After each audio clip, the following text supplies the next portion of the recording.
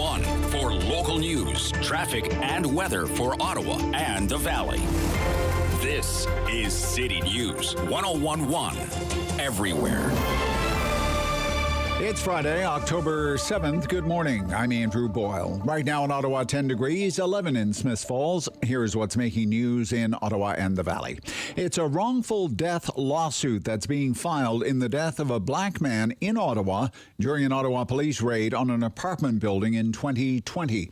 Here's City News reporter Chris Curries. The 23-year-old fell to his death from the 12th-story apartment building 2 years ago after police used the dynamic entry during a search for illicit substances. And now the family of Anthony Ost is filing a lawsuit against the Ottawa Police Service.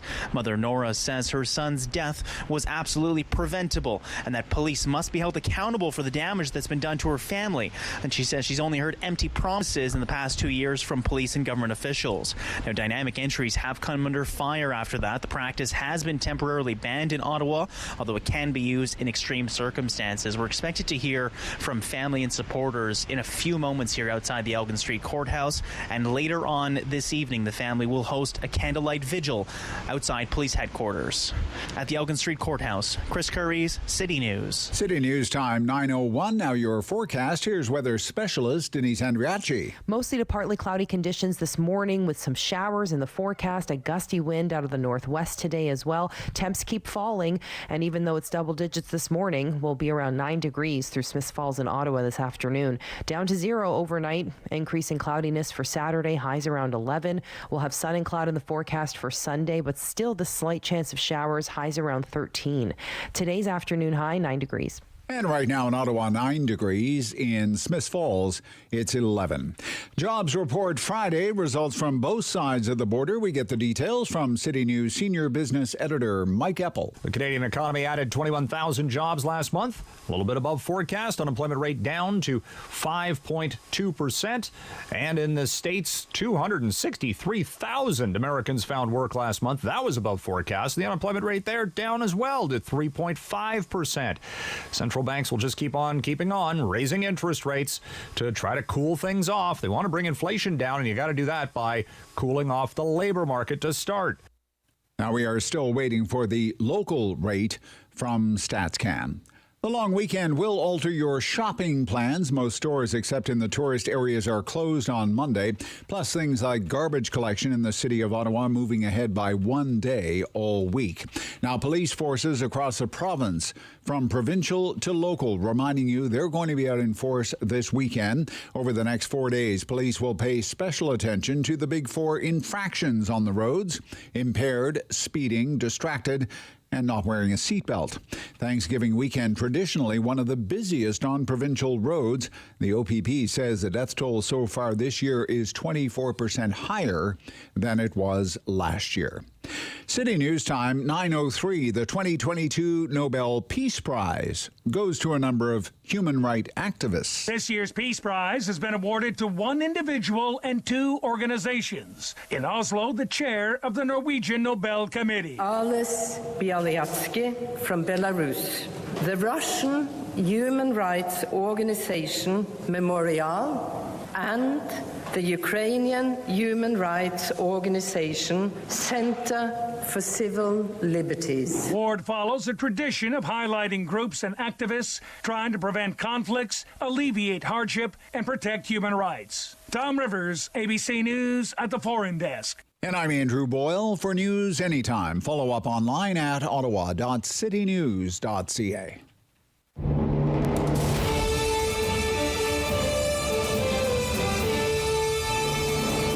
Got the news and the views.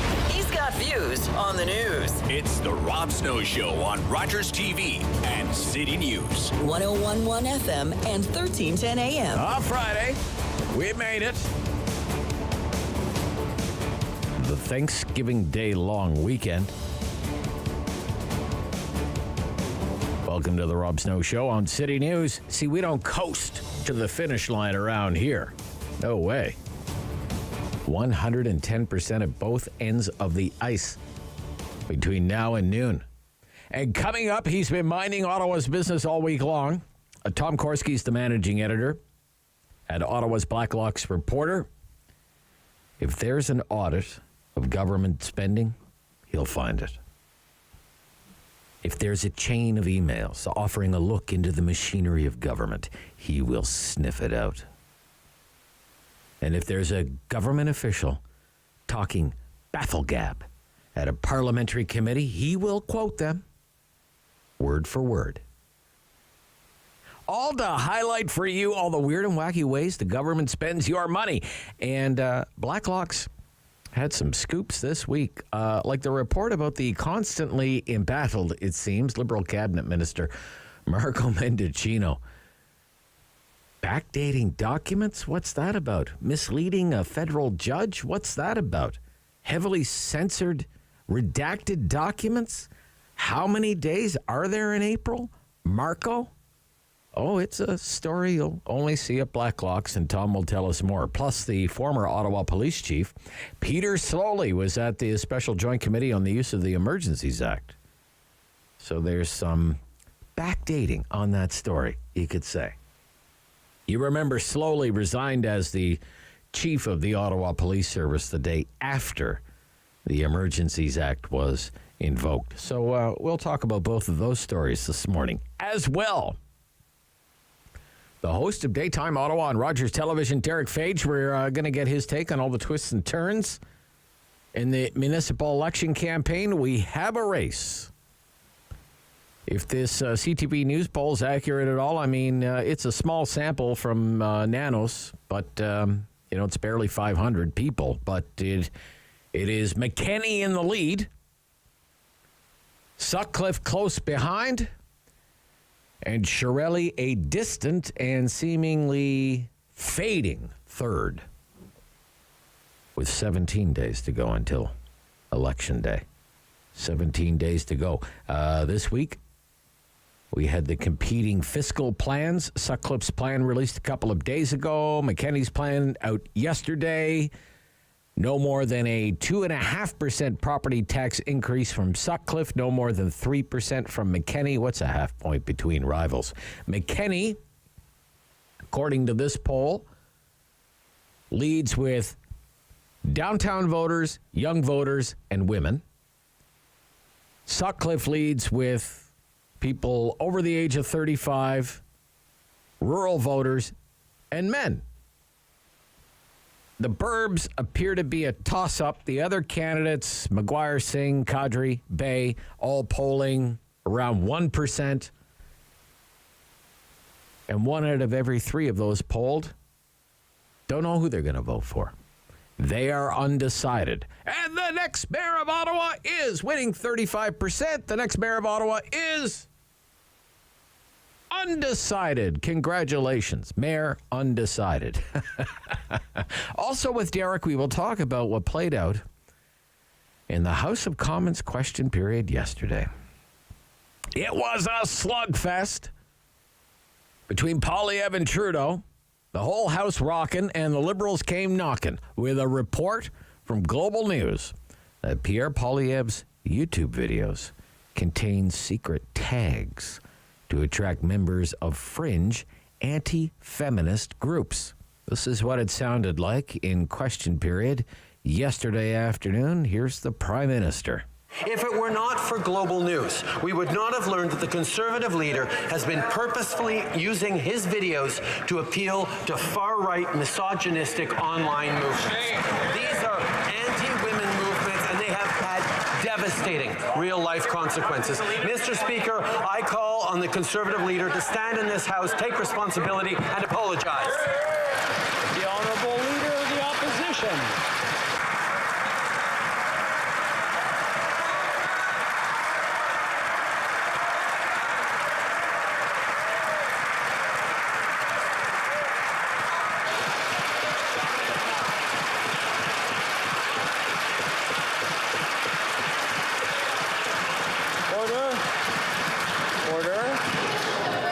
Leader of the Opposition. I condemned this organization, and I corrected the problem as soon as it became known to me, Mr. Speaker. But I condemn all forms of misogyny, including when the Prime Minister fired the very first female Indigenous Attorney General.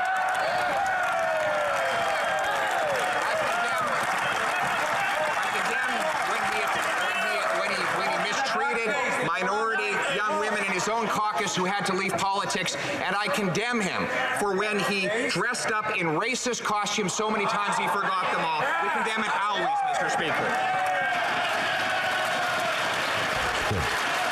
Okay. So a little bit of the MPs and their hard work on your behalf yesterday. Poilievre actually wanted to talk about the high cost of feeding the family some turkey and stuffing this weekend. The Liberals had other plans. And, hey, can you blame them? Can you blame them? What's going on with that team, Poilievre? Who would do that? Why would they do that? Put a tag like that on those videos. Why and to what end? We'll get into all of that with Derick Fage this morning, coming up after the 9:30 news as well. Okay, Blue Jays, let's play ball. We have the game this afternoon on the radio for you. If you're not near a television, if you're in the car during the rush hour this afternoon, Toronto Blue Jays, Seattle Mariners, wild card action, 4 o'clock this afternoon here on City News, 101.1. Sportsnet for the TV. Steve Warne will help us get ready. Longtime Ottawa sports broadcaster will also talk about the Senators' more preseason action last night. Winners against the winless Habs in Gander, Newfoundland. Oh, that's really too bad about the Habs. Not! More Sens action tomorrow. We'll talk about your must-see TV for Week 5 in the National Football League. The Broncos game last night, let's just never speak of it again. And we'll do the talkback hour. Terrible. Oh, my God. Denver Broncos are so bad. Friday free-for-all talkback hour between 10 and 11 o'clock, Friday before the long weekend. That's the best kind of Friday, isn't it, David? And during the Friday free-for-all, we're open to getting into just about any topic, whatever happens to be on your mind, whether it's in the news or not in the news. Doesn't matter to us. If you want to talk about it, just give us a call after the 10 o'clock news at 750-1310.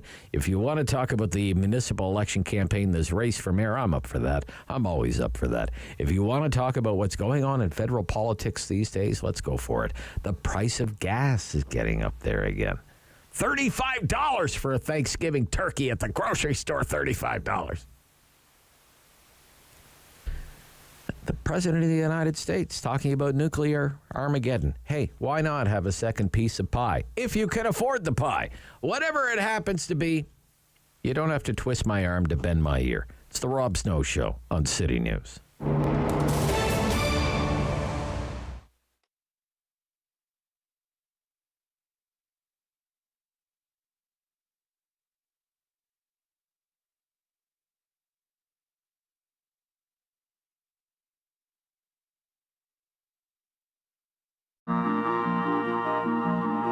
Closed captioning is brought to you in part by Raven Reads. Unbox Indigenous voices. Subscribe today at ravenreads.org. October 5th, 2014, my daughter was hit by a train. She was walking along the sides of the tracks, and it shattered her world.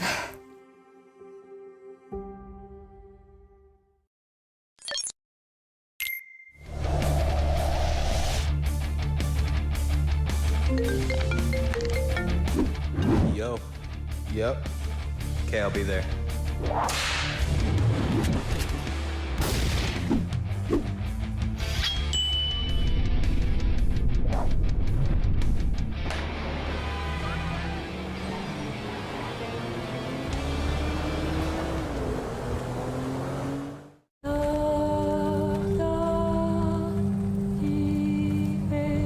Our ancestors came here from France to build a better life. We lived here happily for generations.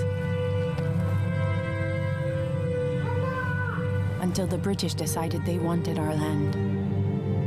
The men were called to a meeting and then imprisoned. They demanded we swear an oath to their king and took everything, regardless. We were forced from Acadie, the only home we knew. Mon Acadie n'existera plus.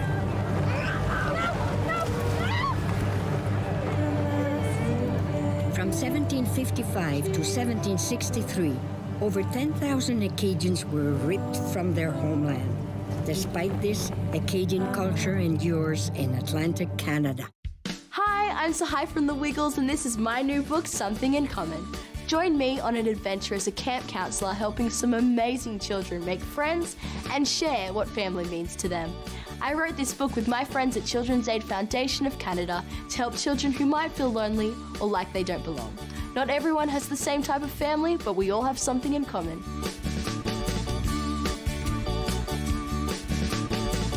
Download Something in Common for free.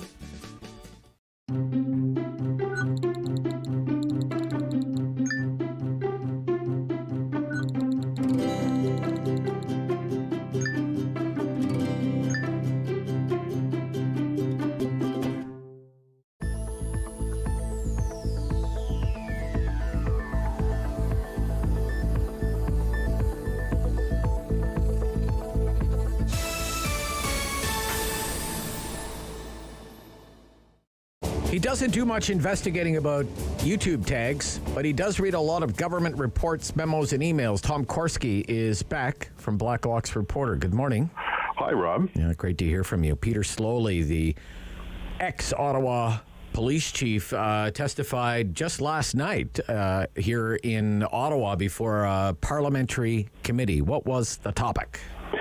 It was all about the Freedom Convoy and how those trucks wound up on Wellington Street. And it was interesting. Chief Slowly confirmed he gave the okay to park on Wellington Street.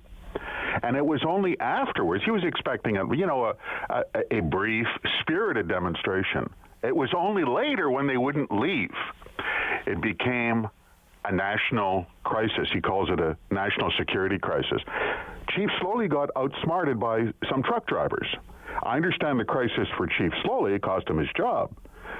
What no one sees is the national security crisis, and that's the problem for Cabinet, Rob. Okay, let's listen. We have some audio from this special joint committee on the declaration of emergency. You're hearing here questioning from Senator Gwen Boniface of Ontario, former Ontario Provincial Police Commissioner.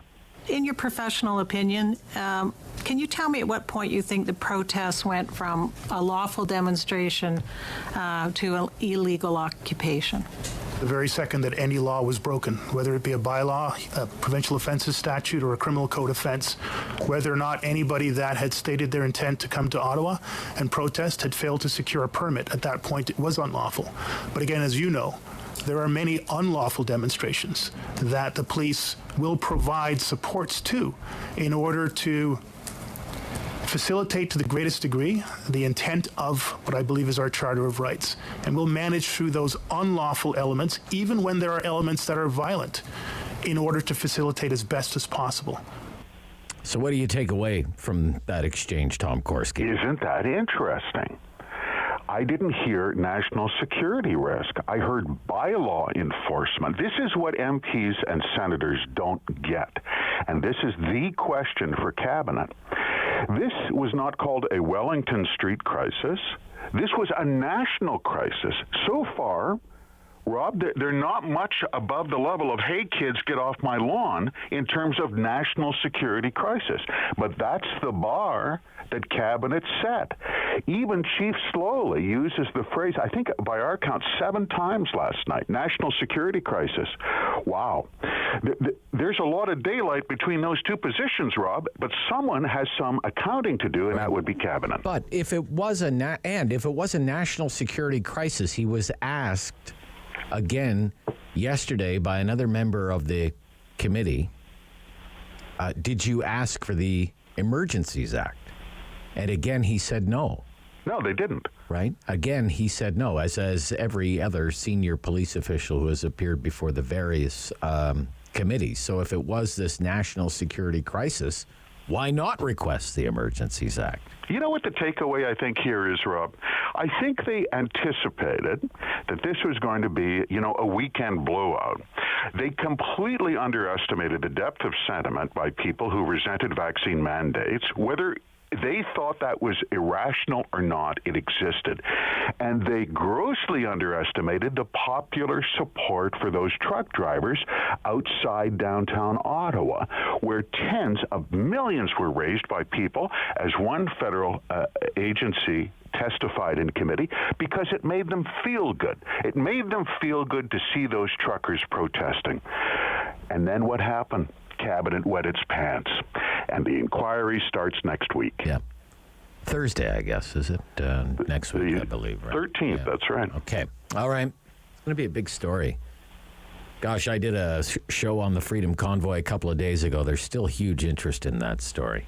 Not everyone sees eye to eye on it, of course, especially in this city. But it's going to be interesting to see what comes out of this story. You can think the Freedom Convoy was abhorrent, totally over the top, needless, unnecessary, excessive, whatever you think of it. You can still question the use of the Emergencies Act for the first time ever. And the Privy Council in-house focus group research identified that is exactly where Middle Canada is. Even people who oppose the truck drivers' point of view say the cabinet went too far. You know, I know one New Democrat MP, Matt Green, Hamilton Centre, who said, by the way, he voted for the invocation of the Emergencies Act. He said, don't fool yourself. This was absolutely a historic moment. You saw it. That's why you get that feedback on your show, Rob. It really mattered. Okay. Well, Marco Mendicino, the Minister of Public Safety at the time, we remember, was saying the police needed it, the police needed it, the police needed it. Marco Mendicino wasn't always the Minister of Public Safety. He was, for a time, the Immigration Minister.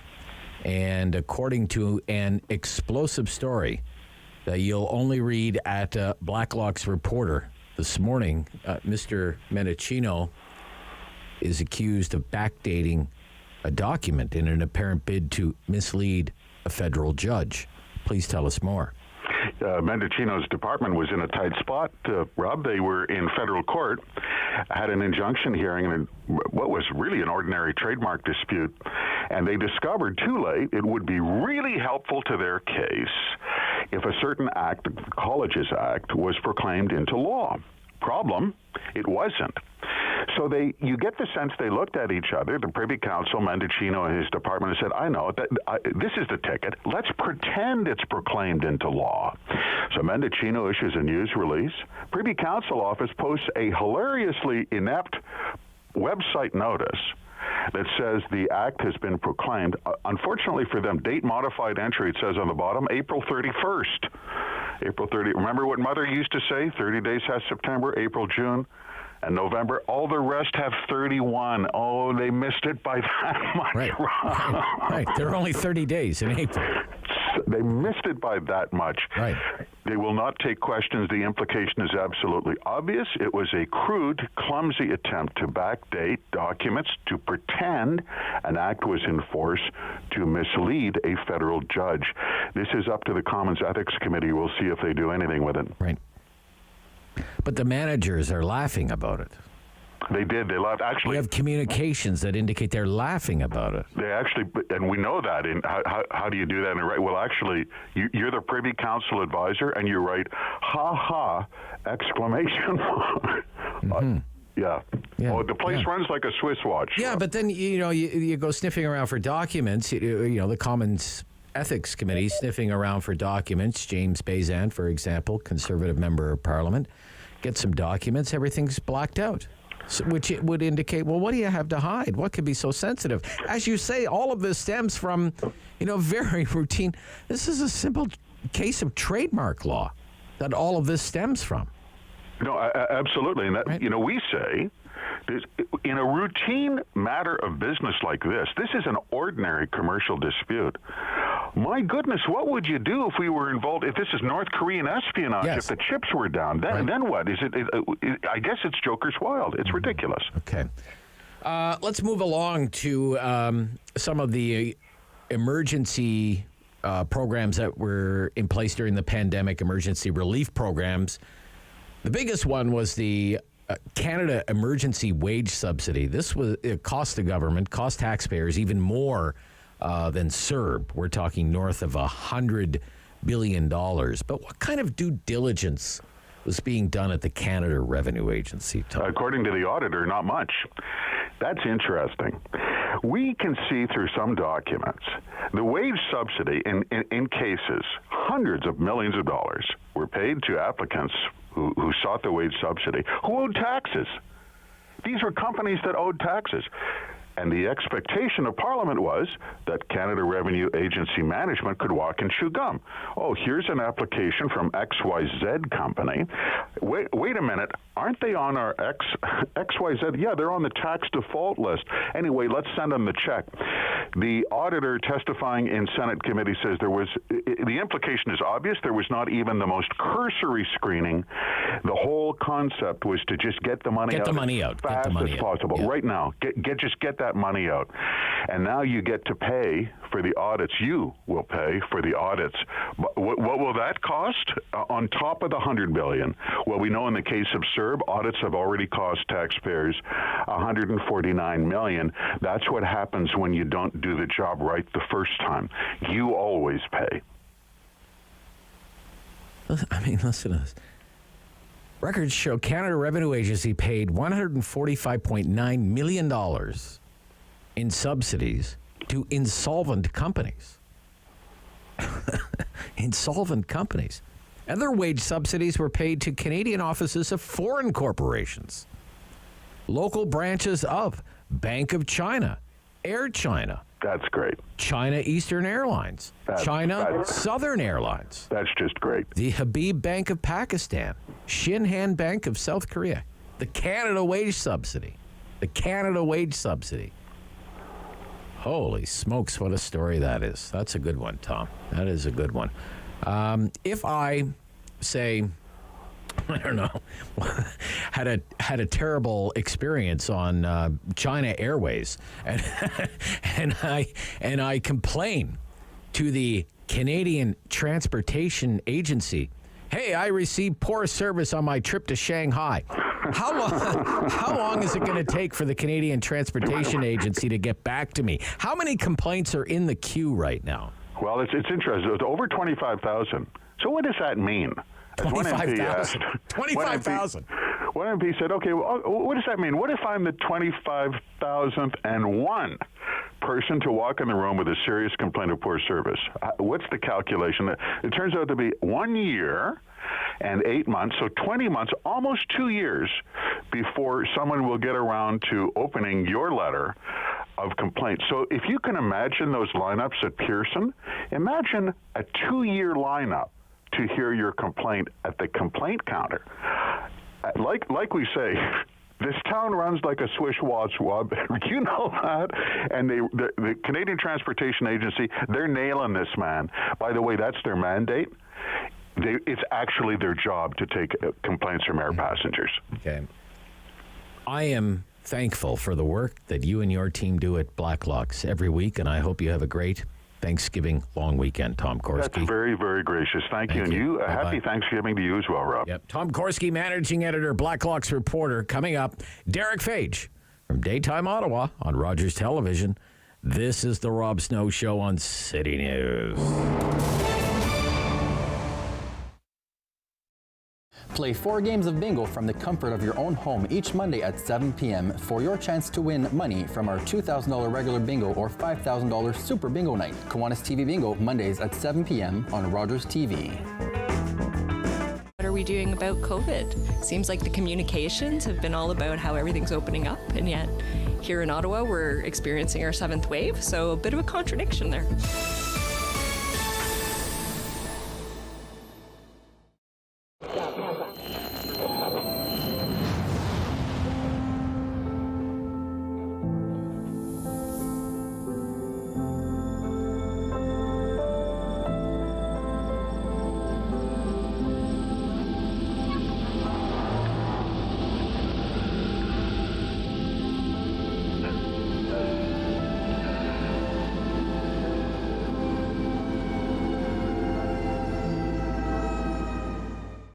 Hey folks, it's me, Giovanni Patini, the host of the RTV quiz show, the hottest show on television. It's the hilarious quiz show where you, the viewers, play for valuable non-existent prizes. It's got great trivia, fun facts, and a lot of laughs, all blended together in a perfect cocktail of edutainment. So join us Wednesdays at 7:30 right here on Rogers TV. Nice. Hello, I'm Jim Deeks, host of Canada Files. I hope you'll join me each week for interesting and informative discussions with some of Canada's most impressive people. Every year, dozens of Canadians are killed or seriously injured because they take risks around railway tracks. Talk to your loved ones about rail safety. Visit stoptracktragedies.ca. Number 1 for local news, traffic, and weather for Ottawa and the Valley. This is City News 1011 everywhere. It's Friday, October 7th. Good morning. I'm Andrew Boyle. Right now in Ottawa, 9 degrees. In Smiths Falls, 10. Here's what's making news this hour. A dynamic entry before the death of a 23-year-old man, Anthony Oust, is now the subject of a lawsuit. The family suing the police force in Ottawa for the death the family says was preventable. Oust fell to his death 2 years ago when escaping a police raid by jumping from the 12th floor apartment he and his family shared in the East End of Ottawa. A modest gain in jobs created across the country last month. StatsCan says 21,000 jobs were created. The unemployment rate dropped slightly to 5.2%. The states created 10 times the number of jobs and also says its national out-of-work rate dropped to 3.8%. The rate in Ottawa, though, went up from 3.4% to 4.1%. Ontario's Ministry of Health says a problem it had with the COVID-19 vaccine portal has been fixed now, but what is unclear is exactly when the problem started and how many people were affected. Some available appointments were hidden. People hoping to book their shot reported being unable to find any, despite authorities insisting there was an available supply. Critics are wondering if the problem discouraged some people from getting a booster shot of COVID vaccine. City News Time, 9:32. I'm Andrew Boyle. For News Anytime, follow up online at ottawa.citynews.ca. Strong voice. Strong opinions. Rob Snow Show returns on Rogers TV and City News. 1011 FM and 1310 AM. He is the host of Daytime Ottawa on Rogers Television, Derick Fage, back on the Rob Snow Show on City News. Good morning.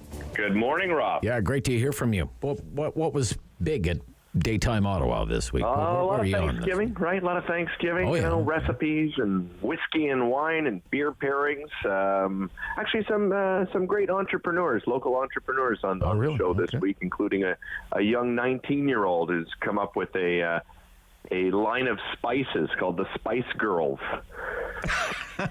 Spice with a Y, girls with a Z. No, she was very impressive. She's in over 20 grocery stores now. Wow. Okay. In the Ottawa area, and just really impressed. Started at 13 years old with one at a farmer's market, and now has a number of them. I think she's got about 9 available now, and in 20 grocery stores. It was very imprtive.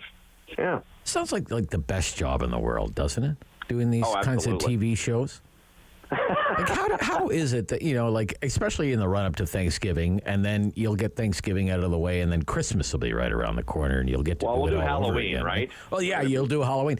How is it that you stay so thin and sober, I guess, right? I work out, Rob. I work out. Okay. It's the curling? Is it the curling? It's the curling, and I've been seeing the same personal trainer for about, I think it's going on 13, 14 years now. Wow, you have a personal trainer. Wow. I do. Yeah. I do. I see him once a week for an hour, and we do strength training. Strength training. Okay. All right. Well, you're looking great on television. Well, thank you, my friend. I appreciate it. Let's talk about the mayor's race and the municipal election. New poll out. Things seem to be tightening up a little bit here. That's right. Yeah. What do you think about kind of where things are? As of Monday, it'll be 2 weeks to go. Yeah, I mean, I think McKinney is still in the lead, but as this shows, there's, the big one is the 35% undecided with 2 weeks to go. Yeah. I mean, that is a huge. Well, I mean, how many times number. have we heard it? People aren't paying attention, until after Labor Day. These kinds of things, right? People are maybe still just trying to get to know these candidates. For sure. I guess you and I and people like that, we're immersed in it, right? Exactly. So it comes as a surprise, maybe to me, but to the everyday person, certainly not. I mean that Bob Chiarelli 9% is what Sutcliffe has to look out for. Right, he's got to find a way to win that over, and I quite frankly, I think for McKinney, they just need to have to stay the course. McKinney's got a lot of people sort of campaigning on their behalf. Like Sean Menard might as well be their campaign manager. Co-chair. And then you've got Rise in Ottawa, and as far as social media goes, I think McKinney's winning that sort of social media battle, but we'll see. And I tend to think people that are voting Sutcliffe probably aren't, standing on rooftops shouting, "I'm going to be voting Sutcliffe." So I think that may surprise people, especially people that are following this on social media only. Yeah. I mean, a small sample, and again, some of these, we haven't had many polls. This is only the third poll, right? And they can be rather volatile. If you read the fine print of this poll, it doesn't even have a margin of error. That's right. Yeah, right? Exactly. So what does that? What does that mean? I wish I could. Yeah, and historically, Nick, we know that these municipal polls, they're not very accurate. But I'll tell you this: I'd rather be stronger with older voters than younger voters. Yes, for sure, and that's what that's what we see almost every time. McKinney really has to, and the people around McKinney, they're going to have to make sure those young voters come out because, as you know. People that vote, they're in that over 35 category, that 55 plus category. So there's a lot of work to be done to get people out and voting. Yeah. We had the fiscal plans out this week. Are you paying any attention to that? What's being said there? I mean, McKinney's sticking with the 3%. Right. Sutcliffe coming out at the 2 to 2.5% in 2023-2024, if I remember correctly. Yeah. So that for Sutcliffe, that's finding some efficiencies, of course, right in the $30 to $60 million range. But let's not forget. Well, the opponents are already calling efficiencies cuts. Well, yes. Right. But I mean, the same people that are saying that are ignoring. But we've got the green bonds to pay off $250 million. Well, maybe Sutcliffe will use green bonds to pay off the $60 million. I mean, there's a lot of money flying around here without looking at the budget and finding all the efficiencies, right? Yes. So we'll have to see. I mean, and you know how it is, right? It's a quick turnaround. I mean, they've got to approve a budget in how many days, right? Right. Yeah. To find efficiencies in that short period of time. But I just find, I know part of Sutcliffe's plan is, there are 100 job vacancies right now at the city of Ottawa, according to the Sutcliffe campaign, and they're just not going to fill the vacancies. Yeah, but hire 100 police officers. That's being called a cut if you don't fill a job vacancy. Right. Is that a cut if you don't fill a job vacancy? Does that qualify as a cut? Yeah, but as I said, Rob, he's going to hire 100 people, 100 police officers. So that kind of cancels that out, doesn't it? Well, there are some people who, this is one of the great ideological divides in this race is the direction of the Ottawa Police Service. Yeah. I could fill a talkback hour over defund the police. Just, snap your fingers. What do you think of defund the police? Oh, absolutely. Right. Yeah. But nevertheless, there are some things that I like about both of the platforms from both Sutcliffe and McKinney. McKinney in their platform, for example, having to do with OC Transpo, wants to do a route review, which I think is absolutely crucial and vital for OC Transpo to do right now. We're not in the days when you just, I know that like the 95 doesn't even exist anymore, does it? But nevertheless, where, you would hop on, say, the 95 at Baseline Station and it would take you right downtown as part of your commute, Right. Like those days are over. Now it's kind of about trying to get crosstown Like, how would I get to Canada South to the Tanger Outlet Mall? These kinds of things. How do I get more conveniently around town? That's one of the biggest things that I hear. Right? Yeah, and I think it's and if you listen to a lot of the candidates, they're discussing that schedule review as well. And people are complaining about, empty buses in their neighborhoods. I hate to say it, but you're going to see that at times, because if you want to service people to do the basics, right? This is what I'm hearing a lot from candidates and from city council candidates and mayoral candidates is, you know what, we have to make it efficient for people to go to the grocery store and come back, for people to go to a restaurant and come home, to go get a coffee and come home, all of these sort of things. Well, if that's the case, though, you're going to see some empty buses for sure, because if you're going to make it accessible, and you should be prepared that, you know what, in off-peak hours you still need to have those buses, because people work different shifts. Yeah. Seniors are going to be grocery shopping at different times than people that are still at work, and you have overnight shifts and so on. So if you want to make it functional for people, I think we have to be prepared that we're going to have, at times an empty bus here and there so that we can make it work. Yeah. I guess when I was on my way in this morning, what I was thinking about was how the left-wing candidates have fared in recent municipal elections. Like even, when Watson was winning, with 70% of the vote or whatever. But right. I'm just wondering how much appeal there is. Has the voting base in Ottawa moved so far left that McKenney can carry this across the finish line? And is it that the case, Rob, or is it just changed? Well, has the city come that far in its progressive views that it's ready to elect someone so left-wing as Catherine McKenney, as opposed to Clive Doucette or Alex Munter, which are the two that would come to mind, Yeah, so. I'm thinking it's a combination, Rob. It's a combination of we're seeing a shift, but at the same time, I think people are looking at it like, you know what, we want change, and we want a big change around city council, and therefore I'm going to gamble on it, and I'll use Montreal as another example with Valerie Plante. People saw, Denis Coderre, he's the business guy, right? He's the one, supporting. Yeah, but he was a bully. He was a bully, and he's always he's a bully though, and he's always been a bully. Well, for sure.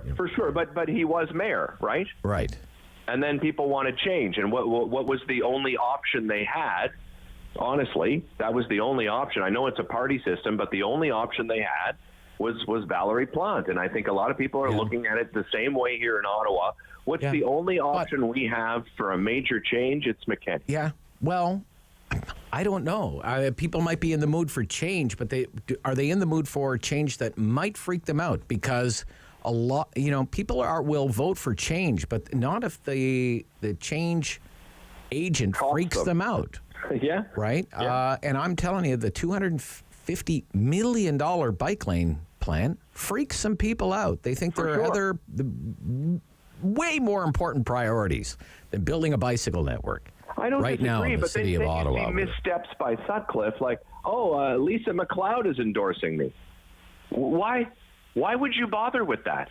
If Lisa MacLeod, if I am Sutcliffe and Lisa MacLeod approached me and said, hey, Sutcliffe, I think what the attempt was to say, look, I'm kind of a coalition builder, because there were side-by-sides released there. It was, I'm Yasser Naqvi. Yeah. I'm a well-known liberal. Yeah. Ottawa Centre, downtown liberal, and I want Mark Sutcliffe to be the mayor. And I'm Lisa MacLeod, suburban progressive conservative, and I want Mark Sutcliffe to be the mayor. Yeah, I just don't like the look, especially for somebody that locked out journalists on election night. And Sutcliffe's a former journalist. But was elected. But won. I know. But won. Again. For sure. for sure. Okay. I think it's by thousands of votes again. I think regardless, it's going to be. All right, we're going to stop here. We'll talk. We can pick on the Conservatives. When we come back, talk about Pierre Poilievre and what happened in the question period yesterday. Rob Snow Show, City News.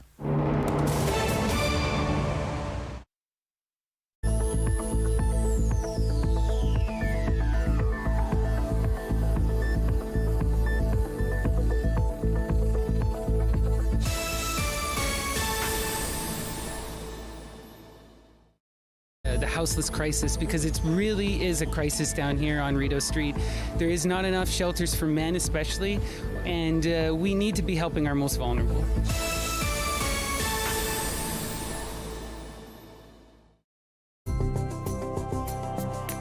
It's about sharing and caring.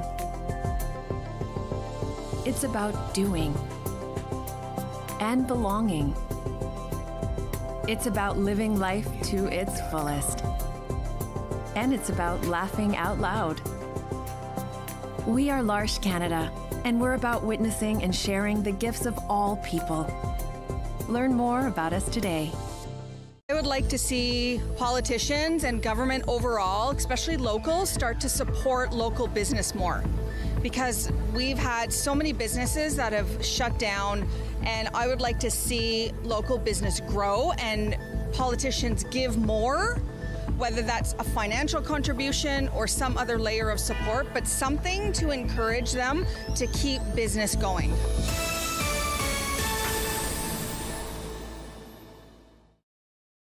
$20. Hi, I'm Maggie. Come into my kitchen. When you're using salt in a recipe, check for saltiness. Not all salts are equal. A fine grain salt is a lot more salty than a large grain salt because that takes longer to get into the food. Bum, bum, bum, bum, bum, bum, bum, bum. $20. $20. Down the... Enjoy the fresh outdoors. Play an important role in the lives of school-age children. Get paid to make a difference in your community. Become a crossing guard. We are currently recruiting crossing guards for the school year. We offer a competitive wage with various perks and opportunities for bonuses. Join the Ottawa Safety Council in keeping kids safe in the nation's capital. Find out more at crossing-guard.ca. Join me for Season 3 of Paula Roy's Favorite Foods.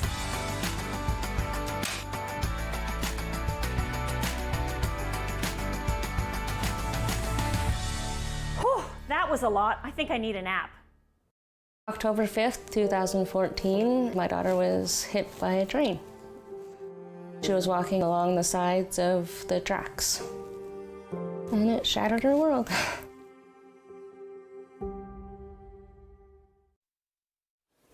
The world is changing. So keep up with Rob. The Rob Snow Show returns on Rogers TV and City News, 101.1 FM and 1310 AM. Let's talk about this Poilievre story from Global News. Dominated the question period in the House of Commons yesterday. Poilievre starts off the question period. He wants to talk about, how much the Liberals are costing Canadian families for this Thanksgiving weekend. Let's play a little bit. All right, please. Okay. The Honourable Leader of the Opposition. Well, they won't be smiling if their parents can't afford a little bit of pumpkin pie for them at Thanksgiving dinner. Look at the cost increases that have happened. 16% increase for the cost of turkey. 22% increase for potatoes. Bread up 13%. Butter 13%. Cranberries 12%. Bacon 10%. That all adds up to an unaffordable Thanksgiving dinner. The Prime Minister wants to make it worse still by tripling his tax on our farmers, our truckers, and ultimately our consumers. How much will that add to the cost of Thanksgiving? The Right Honourable Prime Minister.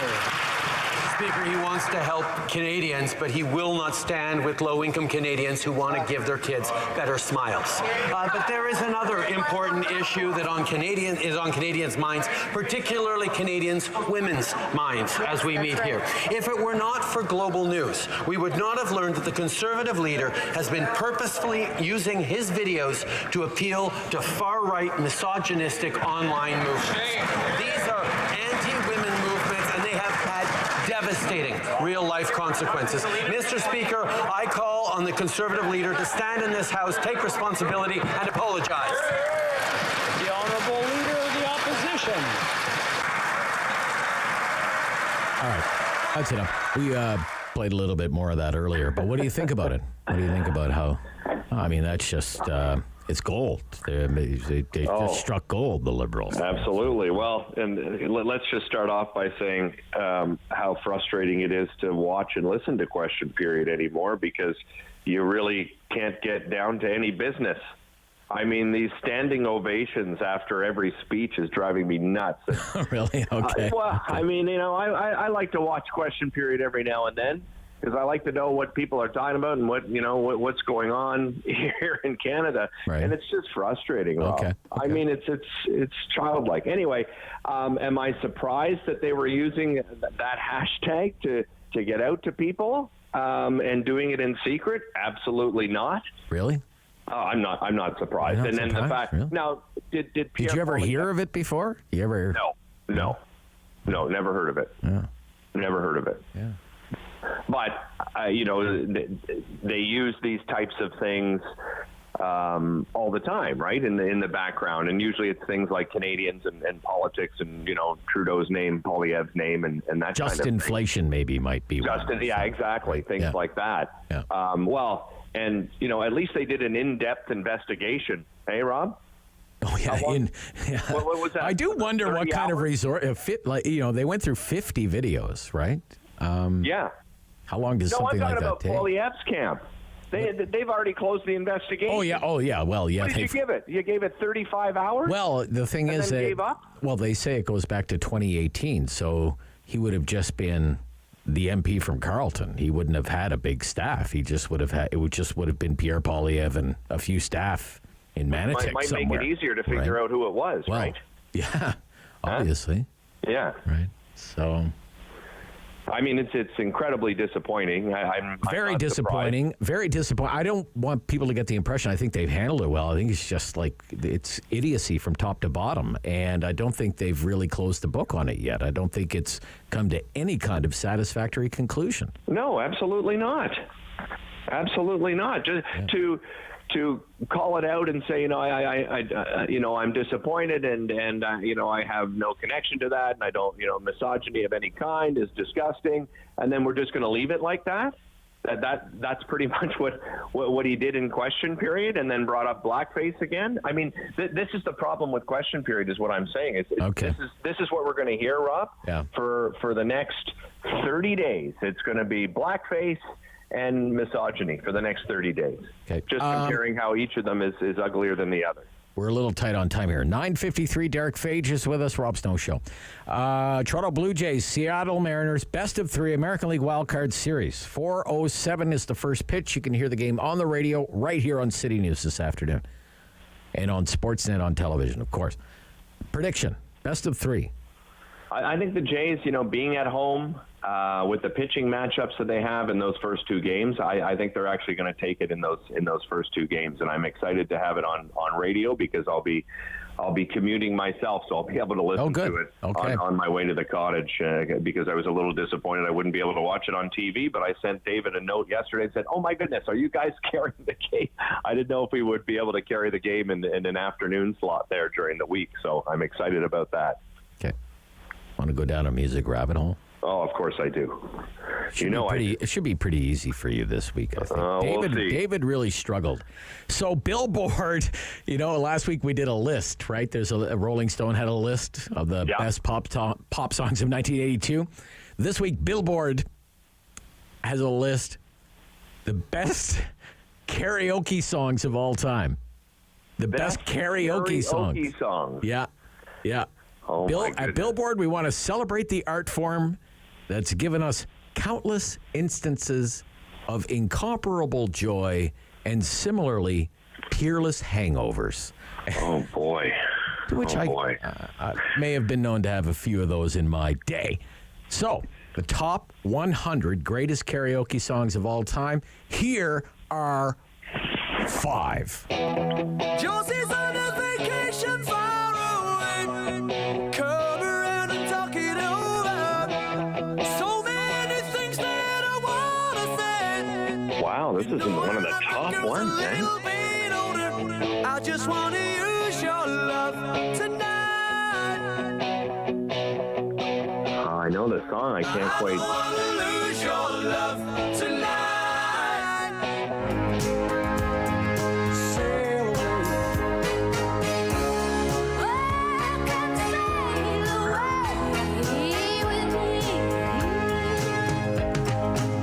Islands in the stream. That is what we are. No one in between. How can we Come on, I know this one. away with me to another world? Forget this one. Abba? Sail away with me? From one lover to another.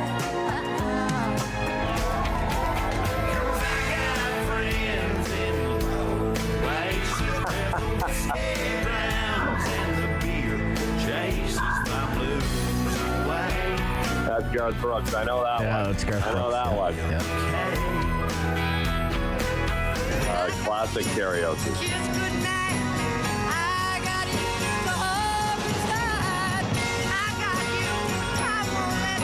Oh, I got you, babe. Sonny and Cher. Yeah, it's good.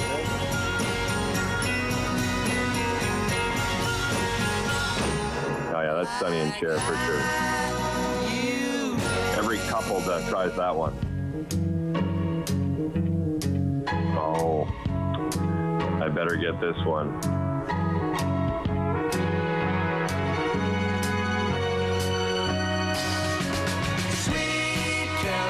Oh, yeah, Sweet Caroline, of course. Neil Diamond, baby. Yeah, Neil Diamond. Yeah. Good, Derick. Yeah, you did really well. Yeah. Not bad. You got 3 out of 5. Very good. I interviewed Neil Diamond many, many years ago. Did you? Yeah, I interviewed him. Yeah. Really cool guy. Yeah. Yeah. Called him at his house. Called him at his house in Beverly Hills. Had a great conversation with him. And then at the end, the radio station asked me to get him to read these promos. You know, hey, this is Neil Diamond. I'm coming to rock Canadian Tire Center, and you can win tickets on da-da-da-da-da. Oh, nice. Yeah. And he did, he just ripped him right off, just like that, one after another. It was really cool. And I asked him, do you ever get sick of singing Sweet Caroline? And he's like, no way.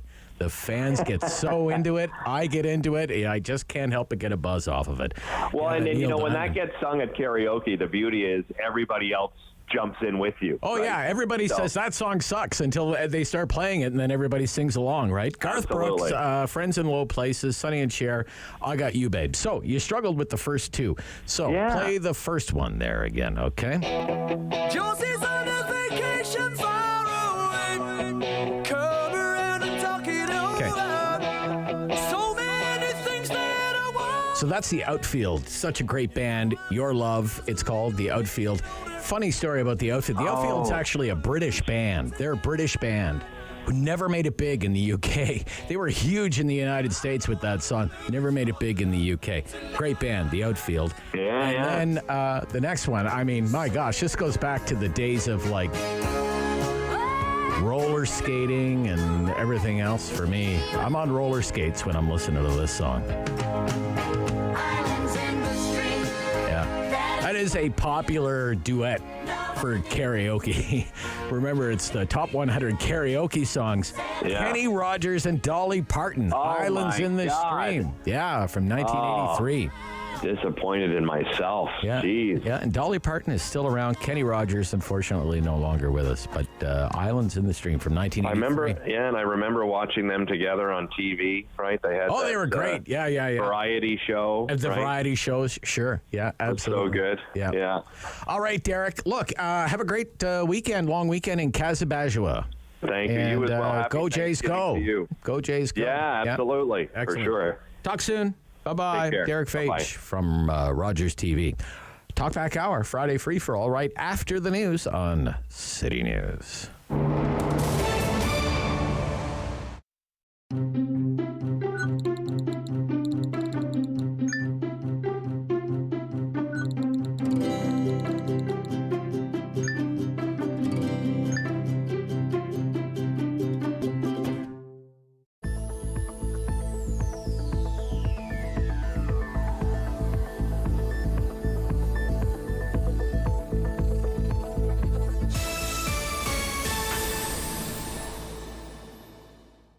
That he fell. Whoa, I'm not driving. I'm way too stoned. How are you feeling, Beer? Oh, since we had that talk, I'm not driving tonight at all. What about you, Dave? You only had a couple of drinks. And only a couple of puffs. I don't drink and drive. No way I'm getting behind the wheel when I smoked weed, too. How are we getting home, then? You can drive, Dave. Come on, Dave. Take one for the team, buddy. Don't let weed and alcohol influence your decision to drive. Yeah, I need a ride. Hi, I'm Meg from AIM Fitness, and I'm here with my buddy Fit Finley. Join us every week for Fit Over 50. We'll take you through some low-impact and high-intensity workouts designed to improve your strength and your balance. All you'll need is a resistance band, some light hand weights, and also your water bottle and a sturdy chair. Tune in right here on Rogers TV and let us be part of your weekly routine. Play 4 games of bingo from the comfort of your own home each Monday at 7 p.m. for your chance to win money from our $2,000 regular bingo or $5,000 super bingo night. Kiwanis TV Bingo, Mondays at 7 p.m. on Rogers TV. What are we doing about COVID? Seems like the communications have been all about how everything's opening up, and yet here in Ottawa we're experiencing our 7th wave, so a bit of a contradiction there.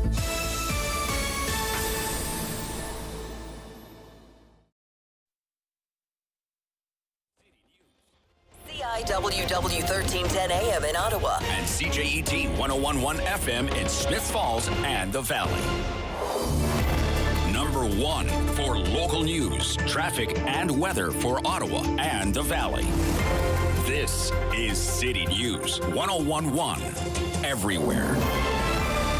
It's Friday, October 7th. Good morning. I'm Andrew Boyle. Right now in Ottawa and in Smiths Falls, 10 degrees, and here's what's making news in Ottawa and the Valley.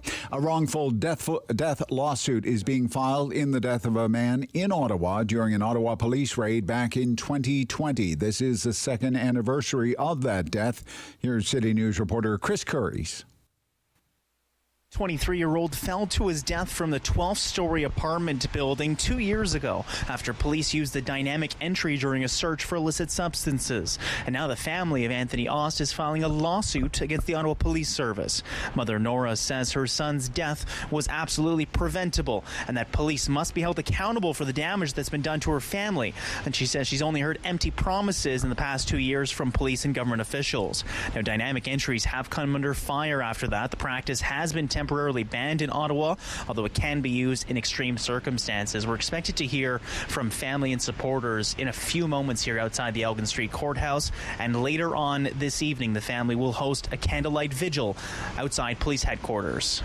At the Elgin Street Courthouse, Chris Curries, City News. And that vigil gets underway at 6 o'clock this evening on Elgin Street. City News time 10:03. Now your forecast. Here's weather specialist Denise Andriacci. Mostly to partly cloudy conditions this morning with some showers in the forecast, a gusty wind out of the northwest today as well. Temps keep falling, and even though it's double digits this morning, we'll be around 9 degrees through Smiths Falls and Ottawa this afternoon. Down to 0 overnight, increasing cloudiness for Saturday, highs around 11. We'll have sun and cloud in the forecast for Sunday, but still the slight chance of showers, highs around 13. Today's afternoon high, 9 degrees. And right now, 10 degrees in Ottawa and in Smiths Falls. It was a September rebound on the jobs market nationally, but a drop locally. The rate in Ottawa unemployed went to 4.1 from 3.4% a month before.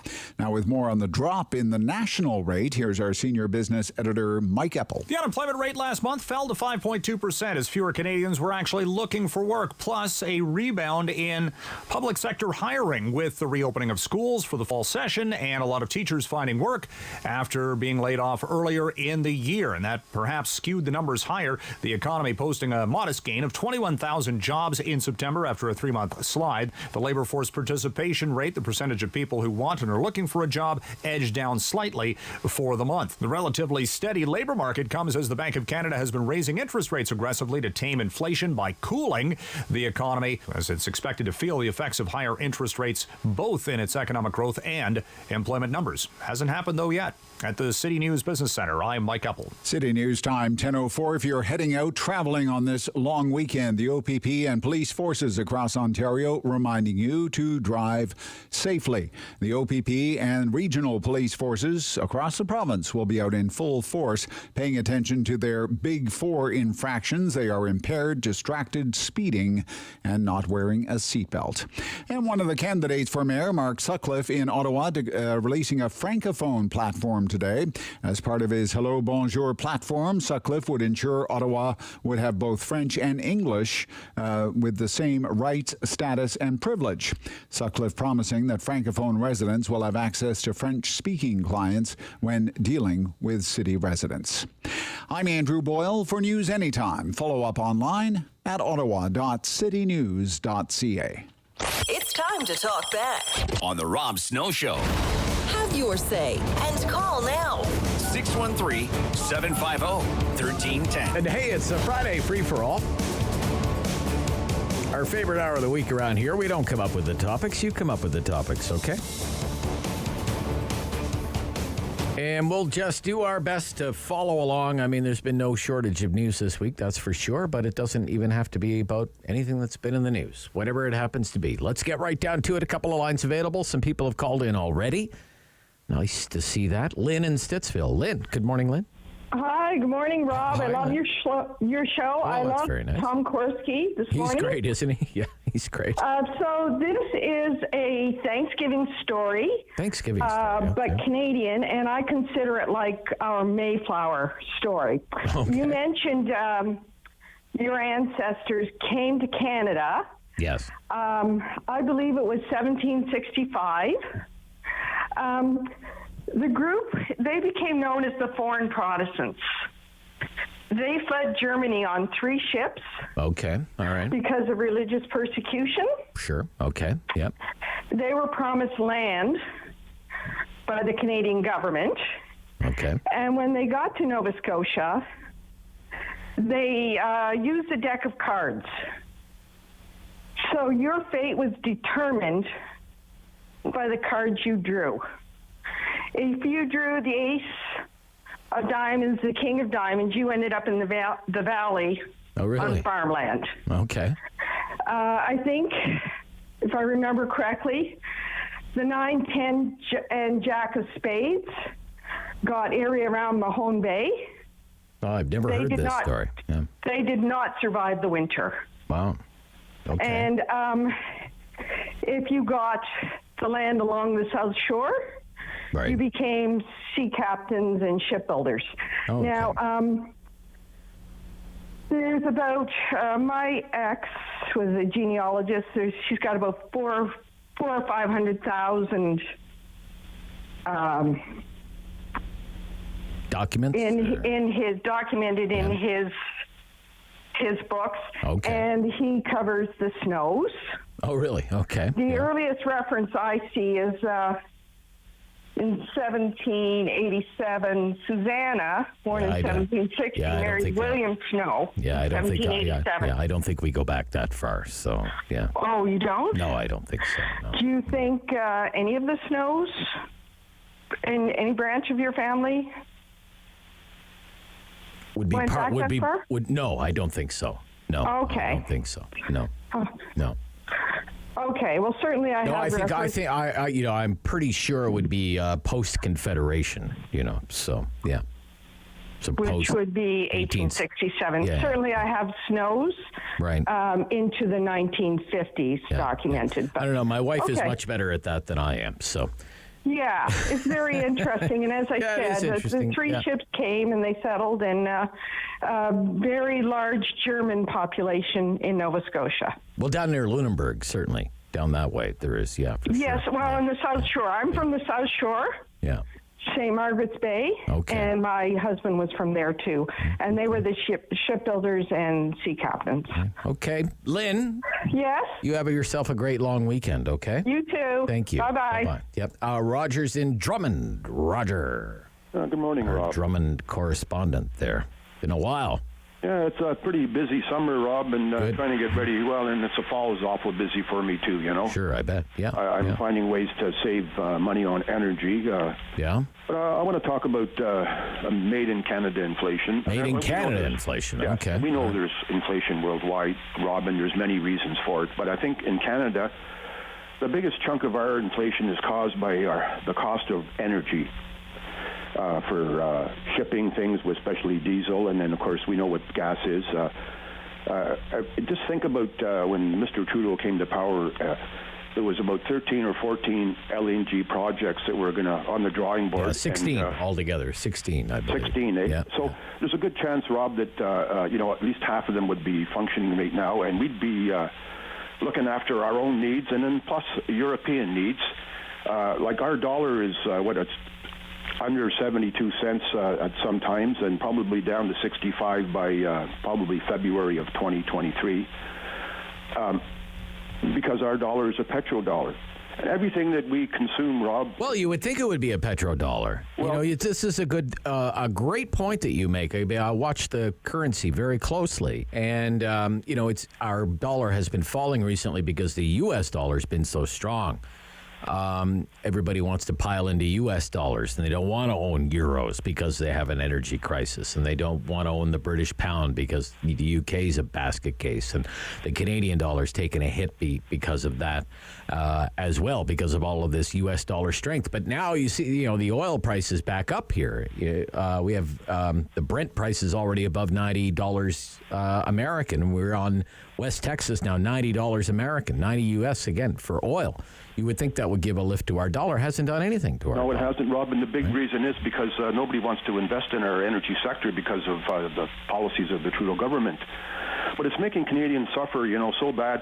Like you take a country like Norway, and I heard the other day they have like a heritage fund somewhere around $135 to $150 billion, and their people benefit from that because it's part of their resource. And in Alberta, they have one of, $19 billion, which is not too bad considering the debt they were in a few years ago. But the fact is, Rob, Canadians would be doing far better if we had our energy sector was opened up, and we had an Energy East pipeline, and we had one going to the West Coast, which would have been done by now if it wasn't for Mr. Trudeau.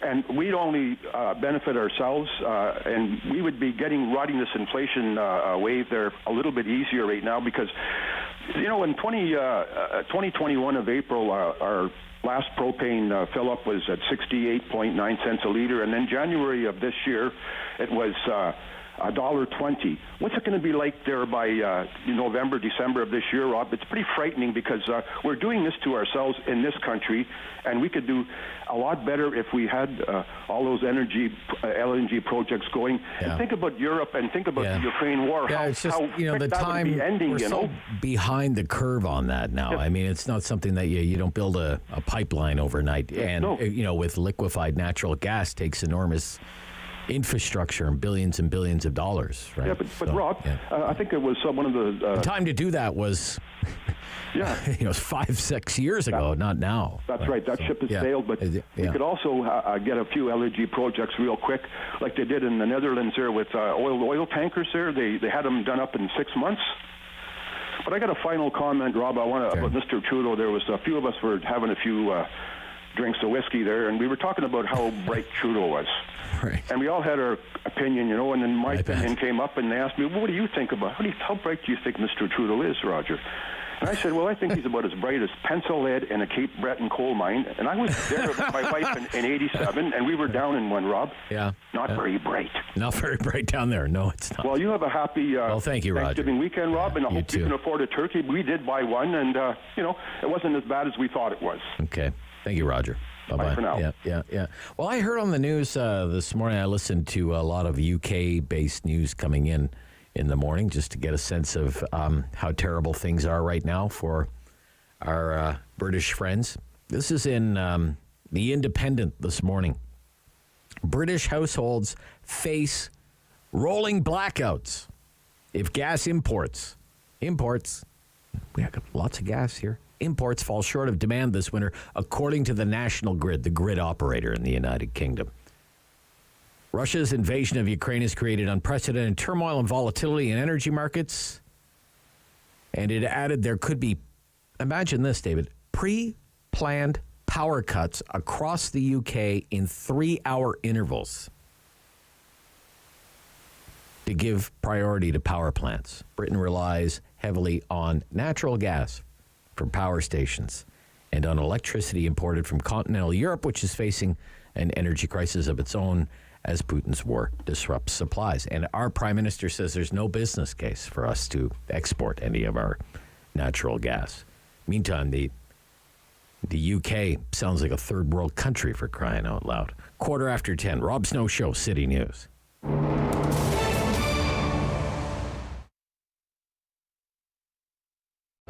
Hello, I'm Jim Deeks, host of Canada Files. I hope you'll join me each week for interesting and informative discussions with some of Canada's most impressive people.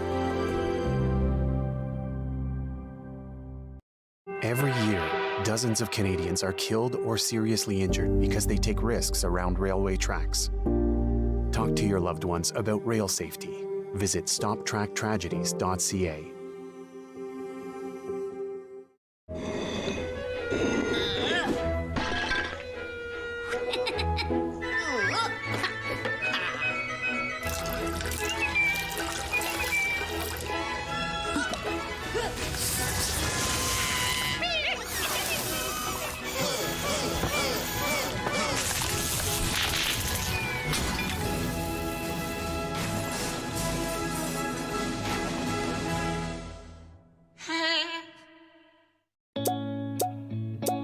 I'm sure right now a lot of you feel like you aren't able to be who you truly are.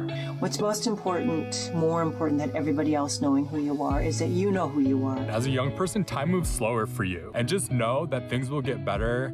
It Gets Better Canada is a registered Canadian charity with a focus on uplifting our queer youth through the power of digital storytelling. As a Two-Spirit person, I use they, them pronouns, but that's not the case for every Two-Spirit person. There are so many voices out there that we didn't have 10 years ago, 20 years ago. No matter what your mind tells you, you really are perfect the way you are, so stop beating yourself up so much. I'm gonna be a boy in a dress, because why not? Your identity is explosive. We all have our unique journeys, but one thing that connects us all is the desire to be happy, the desire to celebrate being our authentic selves.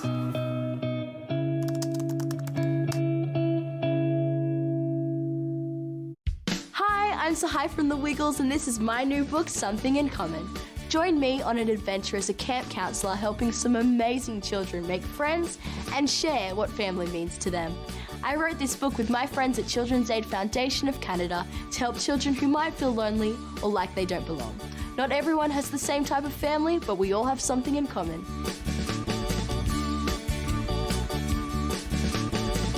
Download Something in Common for free.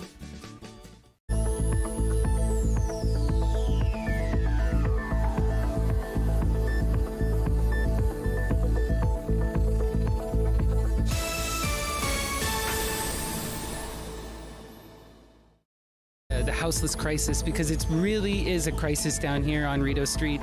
There is not enough shelters for men especially, and we need to be helping our most vulnerable.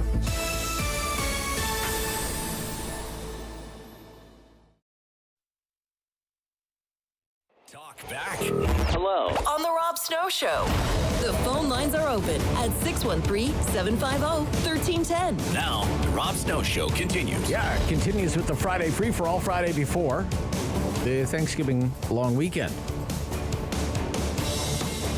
750-1310, 750-1310, 750-1310. We have a race in the municipal election battle for the mayor's office. 2 weeks from Monday is election day. We'll be on the air election night. There's a new poll been done for CTV News. Tightening race, but McKenney in the lead. Nano's poll looks like this. McKenney 29, Sutcliffe 24. 29-24, Shirelli at 9. But 35% of those polled remain undecided. So more than 1 in 3. And then Nanos breaks him down a little bit further. Downtown, McKenney way ahead. I don't think there's any surprise there. 43, Sutcliffe 16. East End, Sutcliffe 27, McKenney 25. West End, McKenney 26, Sutcliffe 25. So East End, West End kind of a toss-up. Rural Ottawa, Sutcliffe 27, McKenney 20. McKenney leads with voters under 35. Sutcliffe leads with voters over 35 and with voters over 55. Women prefer McKenney, men prefer Sutcliffe. Survey sample just 503. No margin of error, whatever that means. So, you may want to comment on that. Or anything else that you've heard this week with the election campaign, the policies, the platforms. That's 750-1310. Also in the mix, all the fireworks during question period in the House of Commons. It was Pierre Poilievre versus Justin Trudeau.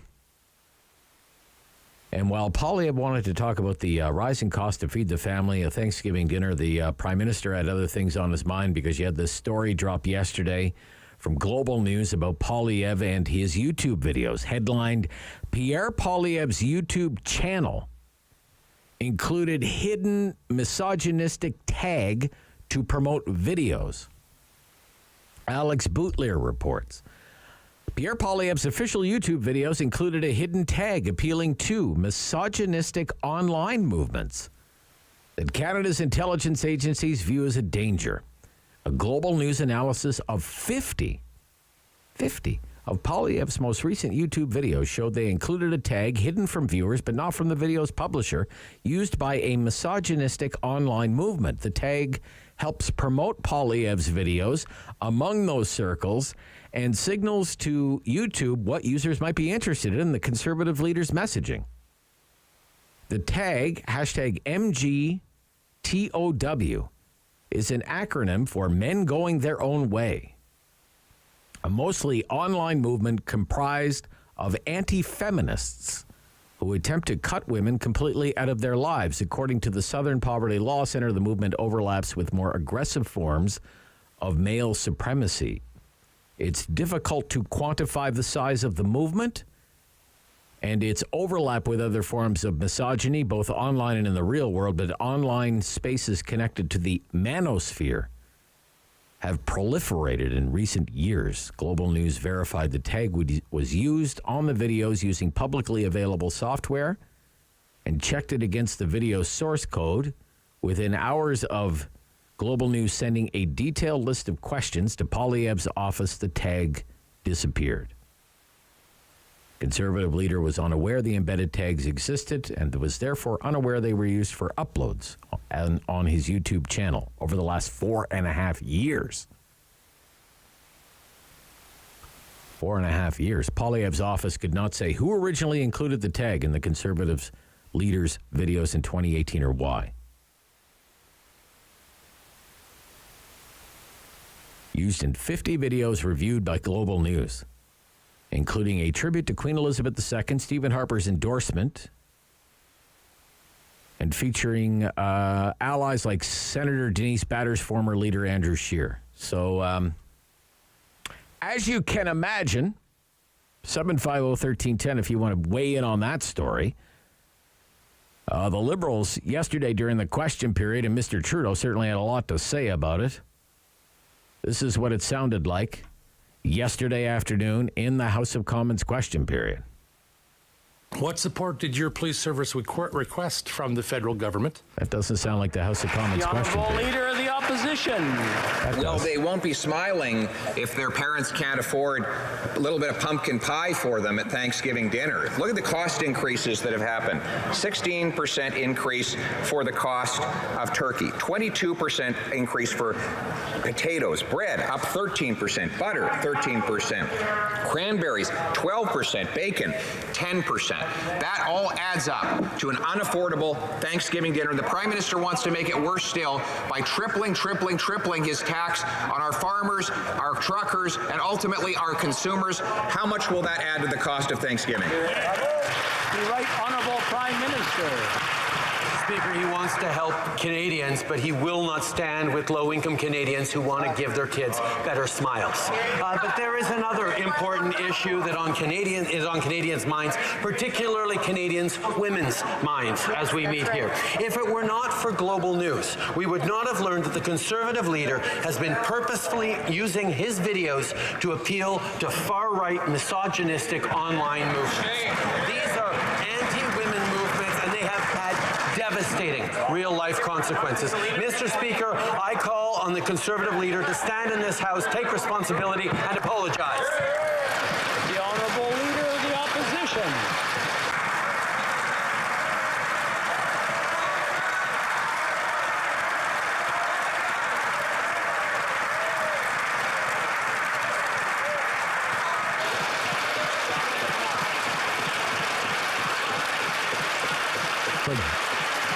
Dueling standing ovations yesterday. Let's listen to how Poilievre came back here against Trudeau. Let's listen. Continue with that, Noah, please. I condemned this organization, and I corrected the problem as soon as it became known to me, Mr. Speaker.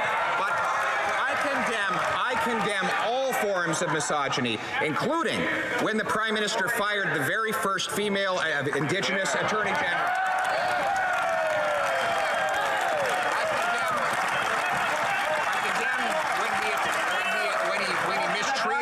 Minority young women in his own caucus who had to leave politics, and I condemn him for when he dressed up in racist costumes so many times he forgot them all. We condemn it always, Mr. Speaker.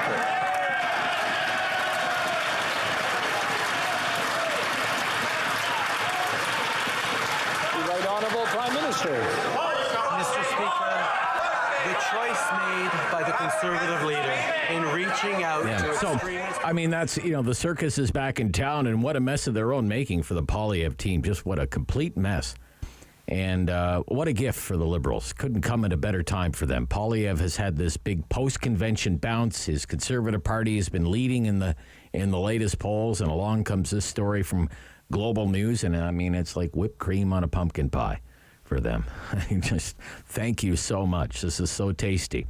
A chance for the Liberals to remind everyone about their spin that Poilievre can't be trusted. Poilievre's an extremist. Poilievre is a misogynist, sexist, not afraid to cozy up to undesirables, the underbelly of Canadian society if it suits his purposes, and will score him a few votes. First it was the Freedom Convoy, then this Diagolon group, and now this one that I have never even heard of, MGTOW. Men go their own way, never heard of it. But you have to ask yourself, what a dumb thing to do. Why would someone do that? And why has someone been doing that since 2018? 750-1310. Rob Snow Show, Friday free for all. If you want to weigh in on that, whatever you want to talk about. Dave, downtown. Dave. Hi. Hi, Dave. Yes, I'm just weighing in on the municipal election. On the municipal election, what do you want to know? And it started out, I was referencing Randall Denley's recent column about Bob Shirley splitting the vote. Yeah. The vote. And I think the best thing that could happen, or the only thing that could happen, would be, or two things that would sort of save Mark Sutcliffe, is that Shirley drops out. Right. He's only at 9%. Yeah. So Shirley's vote would then go to Sutcliffe. Maybe some of it would. And also, I think that, do you remember when Tim Hudak was running for the Conservatives, and they put the scare tactics that the Liberals used was that he was going to fire. He'll fire 100,000 people. Yeah. Yeah. So I think I don't know if it was a scare tactic because the PCs were so dumb they put it in their platform. Yeah.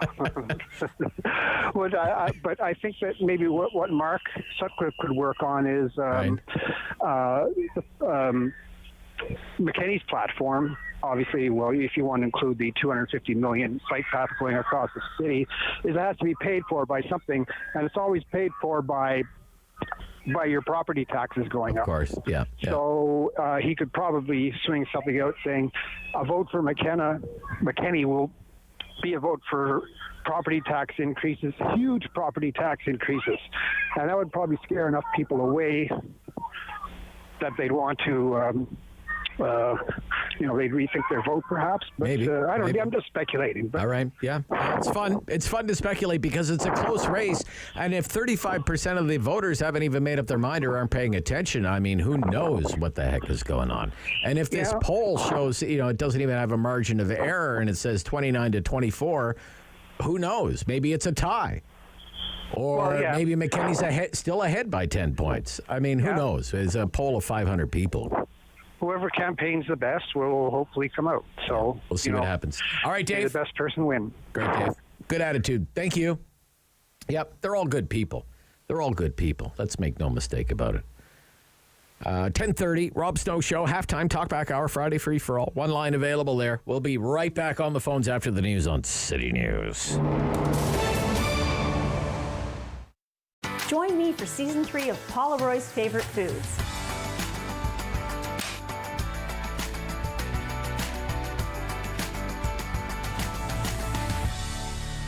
That was a lot. I think I need a nap. October 5th, 2014, my daughter was hit by a train. She was walking along the sides of the tracks, and it shattered her world. Things like the convoy really showed a lot of separation between municipal parties and even federal, provincial lines of communication. So we want to see a lot more responsibility taken on fronts that really affect people in the city, as well as probably seeing increases in housing and industrial space.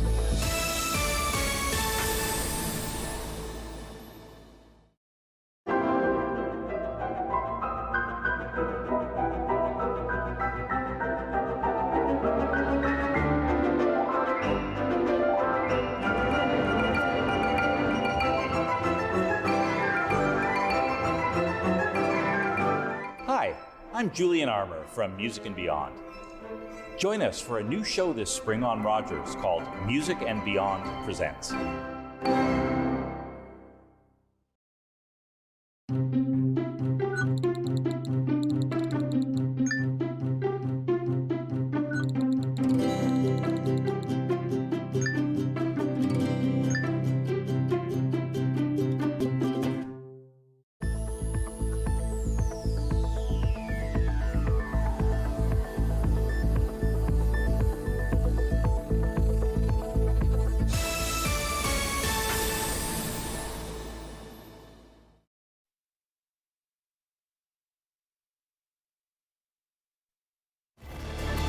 One for local news, traffic, and weather for Ottawa and the Valley.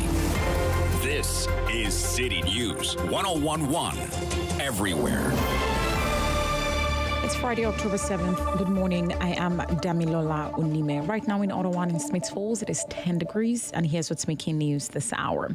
If you have made a decision on who you are voting for in the upcoming municipal election, you can cast your ballot today at any of the voting stations in the city. It's one of the 2 advance vote days left.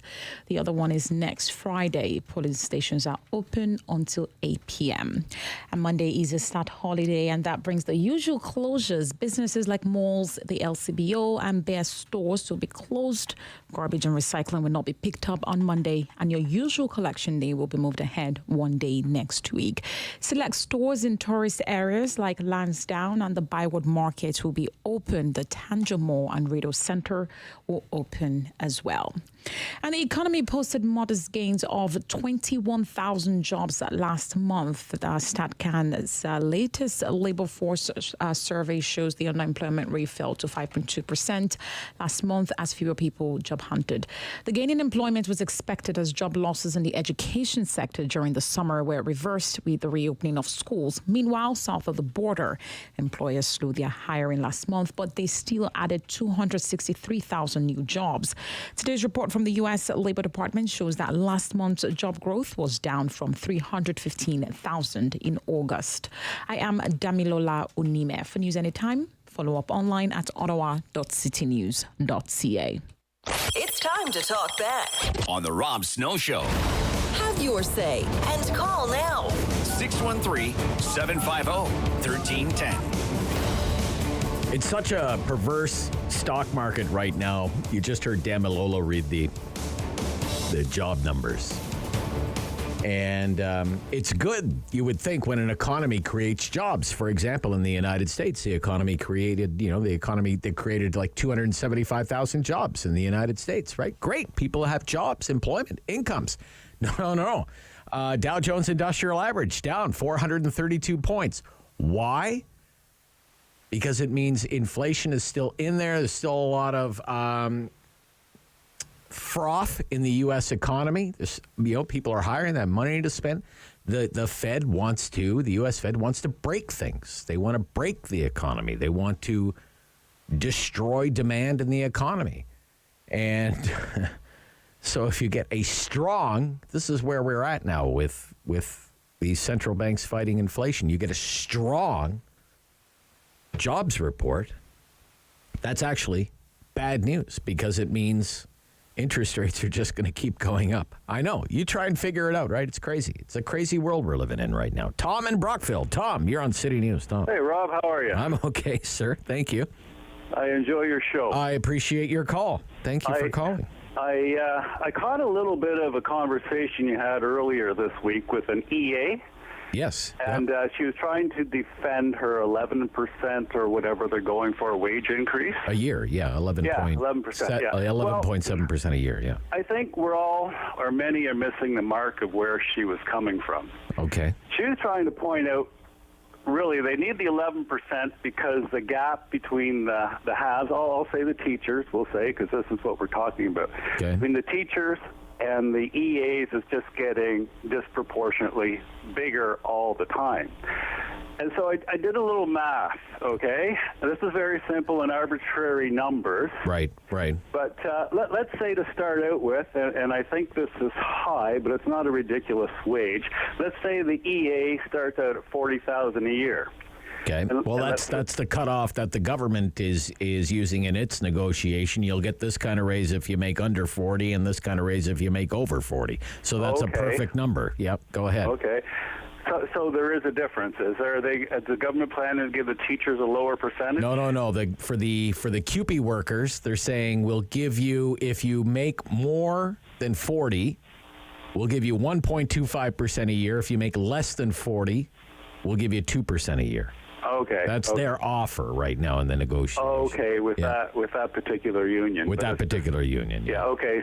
So I guess I'm not totally up to speed on the topic, but it's like, arbitrarily speaking, let's say the EA is making 40 and the teachers are making 70. Let's say across the board they get a flat wage increase of 3%. Well, at that 3%, the EA would get a $1,200 a year increase, and the teacher would get a $2,100 a year increase. $900 difference. Right. So there's a lot more butter the teacher can buy than the EA. Yeah. And so you go down to year 10, and this is the effect of partial compounding interest. But if they both get, for 10 years, 3% wage increases, the EA, who was making $40,000 a year, is now making $53,822. and the teacher is now making $94,074. So the teacher went from $30,000 better income, all of a sudden after 10 years is $40,000 better income. Right. In year 20, okay, a 3% flat wage increase across the board. Well, the EA, who started at 40, is now making $72,332. Right. And the teacher is now making $126,427, a difference of $54,095. So I think in society, we don't factor that in, that the flat wage. The teacher is doing a lot better than the EA. Yeah, and that's fair enough. Overlooked. Yeah, well, yeah, Tom, I appreciate your call today. The problem for the government right now, and what it's trying to confront as it takes this, tough stand with CUPE, is that it wants the CUPE deal to be the template for all the other education unions, because all the education unions need new contracts. And the government is saying, look, if we give the CUPE workers what they want, 55,000 of them, and they want 11.7% a year, we'll have to give all the education unions the same deal, including the teachers that you've accurately, you've outlined, the discrepancies there. Okay. The government says that, that you're looking at $20 billion over the next few years, if that were to happen. And the Ontario government's in no position to afford that. Now, the Ontario government's in a surplus right now. So, I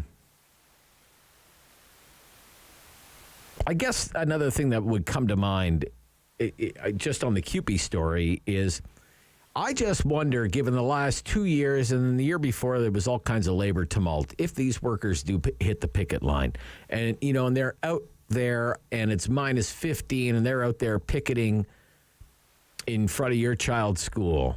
I'm not saying that's close to happening, because they say it's not close to happening. But if it does, I just wonder how much support they're going to have. Because 2 years, pandemic-related disruptions.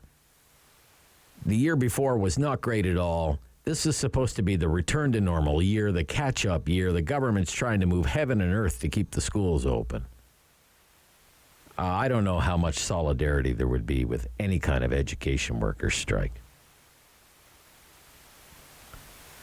Who do we have here? Carleton Place, Irene. Hi, Irene. Oh, hi. I think Pierre Poilievre, there's a target on his back from Global. That's what I think. Last night I was watching the national news, and Donna, she went and had the governor of the Bank of Canada on. Oh, yeah. Interviewing him on the national, that's rare. But anyway, have him talk about interest rates. And then she brought up what Pierre Poilievre said about how if he becomes prime minister, he'll be fired. I thought that was odd. I mean, for her to ask him directly. Oh, so you think, do you think there's like open warfare there? That there's this old line, you're not supposed to argue with people who buy ink by the barrel. Right? I'm not saying Global can afford to buy ink by the barrel anymore, but they didn't get off to a great start with Poilievre and Aiken, right? And now yes. And then, like yesterday on what was on Parliament Hill, and it was just so rare to see Tiff Macklin being interviewed, or any of them being interviewed on national. Like, usually she just broadcasts, right? Yeah. And okay. I think they're out to get him. They're out to get him. Okay. Well, you know what? I don't know if they're out to get him, but you would think, Irene, by now that the Poilievre team would know what to expect. I would imagine they do know what to expect. They know that the media is going to tear his life apart, because they've already been doing that, going through every tweet, every social media video, every handshake, every speech. I mean, we've had stories about high school debates, essay contests. All that's missing is the baby pictures, for crying out loud. It's their own fault in the Poilievre team that they didn't think a sharp reporter would not stumble across this kind of thing. You know, I don't blame the media. He's running to be prime minister. The media is going to go up one side of him and down the other for the next 3 years because he's the conservative candidate for prime minister. You think about, we already know more about Pierre Poilievre's upbringing, his bank account, his real estate holdings, what he was thinking in high school, for goodness sakes, than we really know about the man who's been prime minister for the last 7 years. What do you know about his investments? It wasn't the parliamentary press gallery, I would remind you, that found the blackface picture in the yearbook from that school on the West Coast. That was an American news reporter that found that. That was Time magazine that broke that story. Wasn't anybody in the parliamentary press gallery. They weren't doing a lot of digging on that kind of stuff. But I'm not here to play what about. What about? It's a mess of their own making. These videos go back years with this tag, right? Long before he was ever running for the Conservative Party leadership, he was just an MP from Carleton. And now they say the investigation is over. The investigation. What investigation? Was there really an investigation? How many times, we have Barry McLaughlin on every week, right? He's our expert in crisis communication. He's told us how many times. Here's what you do when the you-know-what hits the fan. The best way to deal with it is to figure out where's the finish line. How's this going to end? And get there first. The finish line should sound like this.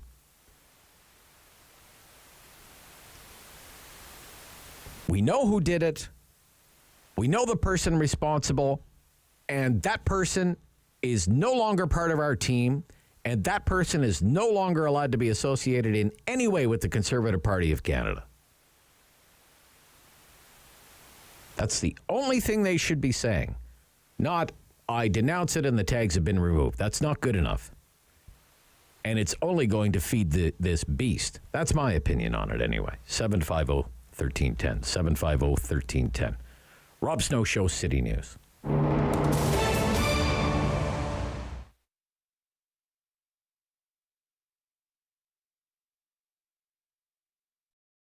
Play 4 games of bingo from the comfort of your own home each Monday at 7 p.m. for your chance to win money from our $2,000 regular bingo or $5,000 super bingo night. Kiwanis TV Bingo, Mondays at 7 p.m. on Rogers TV.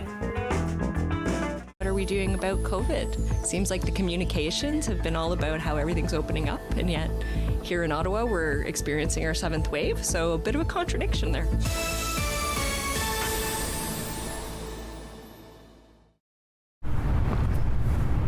I did it. I need it. Here, I gave it. And I am alive.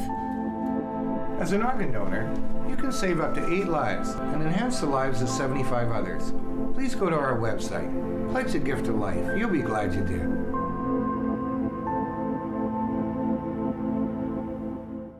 He fell.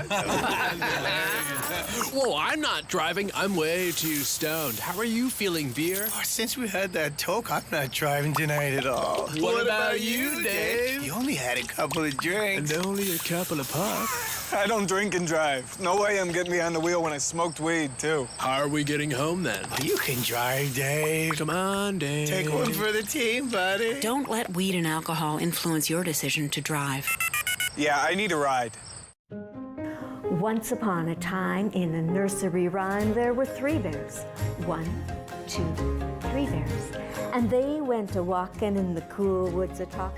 Rogers TV invites you to let your imagination roam as we present Ottawa storytellers. Each week, we'll present a collection of original creative stories and inspirations for children of all ages. Join us for Ottawa Storytellers on Rogers TV. Enjoy the fresh outdoors. Play an important role in the lives of school-age children. Get paid to make a difference in your community. Become a crossing guard. We are currently recruiting crossing guards for the school year. We offer a competitive wage with various perks and opportunities for bonuses. Join the Ottawa Safety Council in keeping kids safe in the nation's capital. Find out more at crossing-guard.ca. Hello, I'm Jim Deeks, host of Canada Files. I hope you'll join me each week for interesting and informative discussions with some of Canada's most impressive people. Every year, dozens of Canadians are killed or seriously injured because they take risks around railway tracks. Talk to your loved ones about rail safety. Visit stoptracktragedies.ca. The phone lines are open at 613-750-1310. Now, the Rob Snow Show continues. Final few minutes, Friday free-for-all. We're going to talk some sports after the 11 o'clock news. Blue Jays on the radio right here on City News this afternoon. First pitch at 4:07. Garth is in Nepean, a wonderful place to be in. Good morning, Rob. Hi, Garth. Yeah. I just wanted to say I'm just very grateful this Thanksgiving to be able to live in such a wonderful country like this, Canada. Mm-hmm. I wanted to state that the Ottawa Mission is on track to give out a record number of meals this Thanksgiving, over 12,000. And they say that they have a shortfall in the number of turkeys and other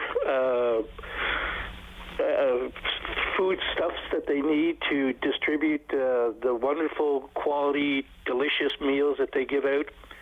And I just encourage people to be mindful of all the good things that they have in their lives, and to think of those who are less fortunate this Thanksgiving, and to help support the mission. Well said, Garth. Great message. Happy Thanksgiving to you all. All the best to you. Bye-bye. Yep, thank you. Up next, Deborah in Ottawa. Deborah. Yeah, Rob. Yeah, Deborah. I hope you let me finish this. Trudeau, okay, is the type of person who will go to any lengths, okay? Yeah. And he went that length with Fortin. Fortin commented on the COVID-19 that he was running. It upstaged Trudeau, and then all of a sudden, Fortin had a sexual assault. They're investigating it now. He was more surprised than any of us. I believe he's on trial. Then this is the one that really gets me. You remember Mark Norman? Yeah, well, I remember Mark Norman. I don't know if you could. I don't think you could compare got a real the. good lawyer, but what the Liberals did to Mark Norman is they were out to get him. Even the army gave him up. And the thing is, they had codes to destroy this guy. Yeah, well, it was the Navy. He almost lost his home. Oh, I know all about the Mark Norman Now, the thing that I want to tell Trudeau is there's a couple of things that are coming for him, and he doesn't know it. What's that? But ambition, okay, is a real good thing. But blind ambition is the first step to failure. Well, yeah. Well, I think, you talk about blind ambition. Who's been running blind here on YouTube for the better part of the last 4.5 years that they couldn't see how this would come back to bite them in the you-know-what? I mean, gosh almighty, the Mark Norman, I'm right there with you. That was a total witch hunt, what they did to Mark Norman. But this is a monumental screw-up by this Poilievre campaign. Kills all their momentum. We have gas prices on the rise again. The Bank of Canada's just said we're not done raising interest rates. We're told by the experts housing affordability has never been worse. Food bank use has never been higher. From one end of the country to the other, it doesn't matter what newspaper you open. Cities, towns, all across Canada, newspapers filled with stories about people living in tents, people living in RVs in the winter, or on makeshift houseboats on the West Coast because they can't afford to put a roof over their head. The economy is stalled, if not in a recession already. We have the worst inflation since the 1980s. We have a new premier of Alberta who wants to pass a Sovereignty Act as her first order of business. The premier of Quebec was just elected to a massive majority. after he and his cronies spent the last 30 days demonizing everyone who is not a Pure Laine Quebecer and ran a hateful, anti-immigrant, racist campaign. And the Prime Minister sends him congratulations on election night.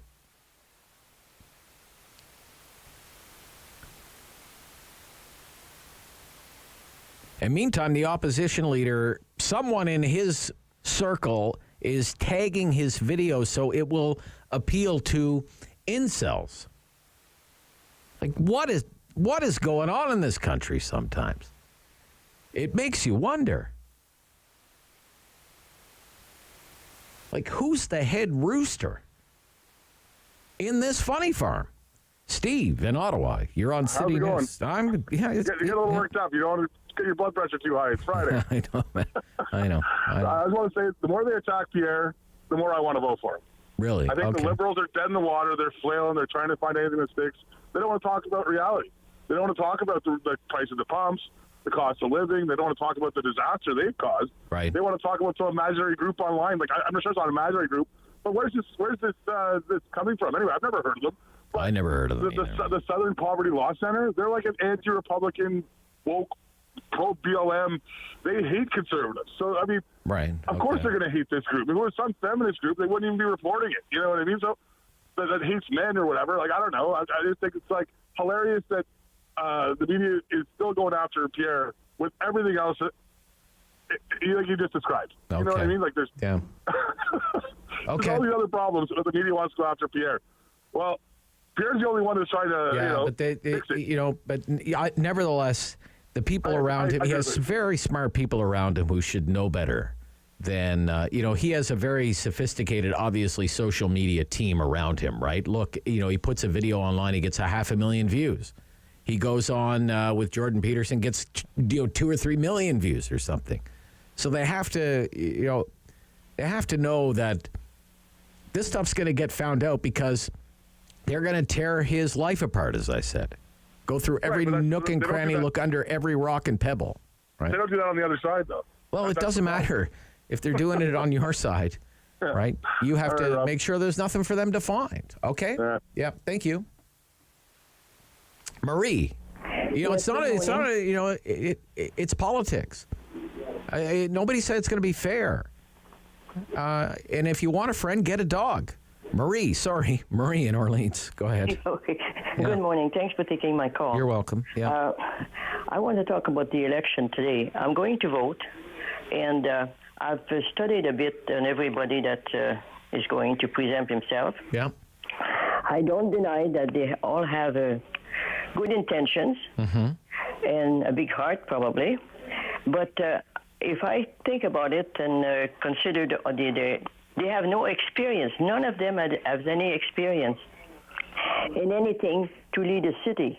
Okay. We've had trouble for years with that. Like, they all talk about what they're going to do, what they're going to spend. Okay. No one talks about saving money. Right. Well, Catherine McKenney has basically been in the employ and in and around the city government for 20 years. She hasn't run the city, but she's been part of the people running the city for 20 years. Yeah. Bob Chiarelli ran the city, right? He was mayor. He was regional chair. Mark Sutcliffe, no experience running the city, but he's run a lot of businesses, though. So. Yeah, but they still talk about raising taxes without us ever knowing how they spent the year before. Right. It's not really, to me, a budget. It's what they think is going to be ahead of time. Okay. And I don't really understand the principle, because right now we need to make money and save money.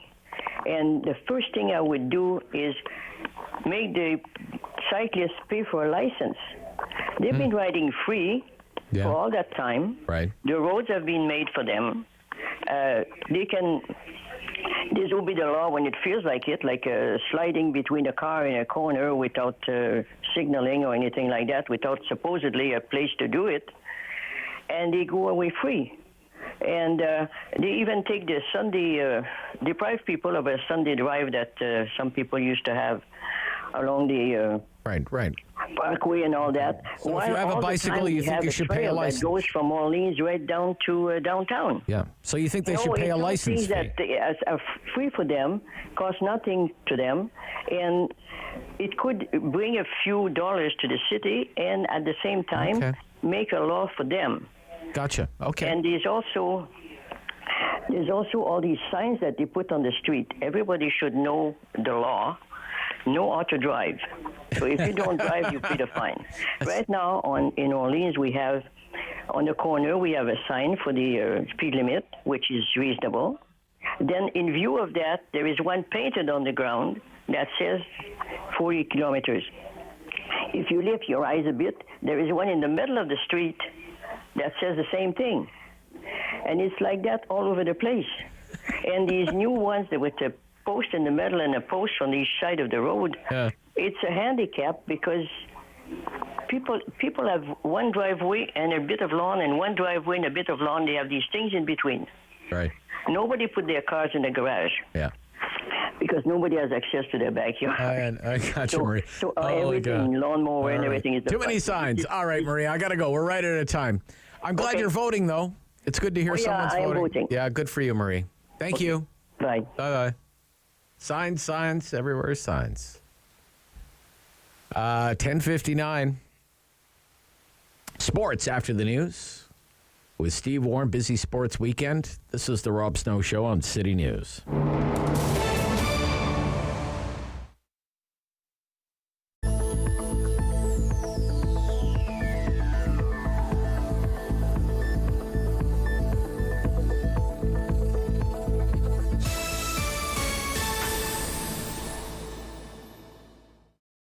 The houseless crisis, because it really is a crisis down here on Rideau Street. There is not enough shelters for men especially, and we need to be helping our most vulnerable.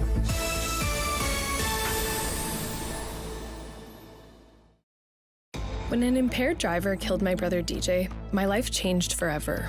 During the pandemic, all of our lives changed, and many of us turned to alcohol and drugs to cope. As life returns to normal, the increase in substance use from COVID has lingered, and some police services report an increase in impaired driving that caused heartbreak and devastation. Now, more than ever, we need your commitment to never drive impaired and to encourage all of your family and friends to do the same. Together, we can save lives. $20. And Maggie, Mrs. Calabash, come into my kitchen. A quick mayonnaise, egg yolks, garlic, Dijon mustard, lemon juice, olive oil, immersion blender. Go down, come up. Voila, mayonnaise. Boom, boom, boom, boom, boom, boom, boom, boom. $20. $20. Yeah. Join me for Season 3 of Paula Roy's Favorite Foods.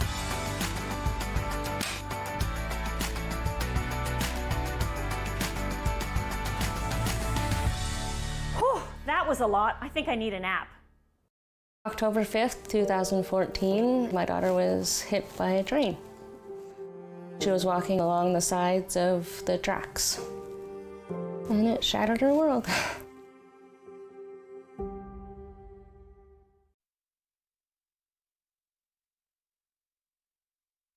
City News. CIWW 1310 AM in Ottawa. And CJET 1011 FM in Smiths Falls and the Valley.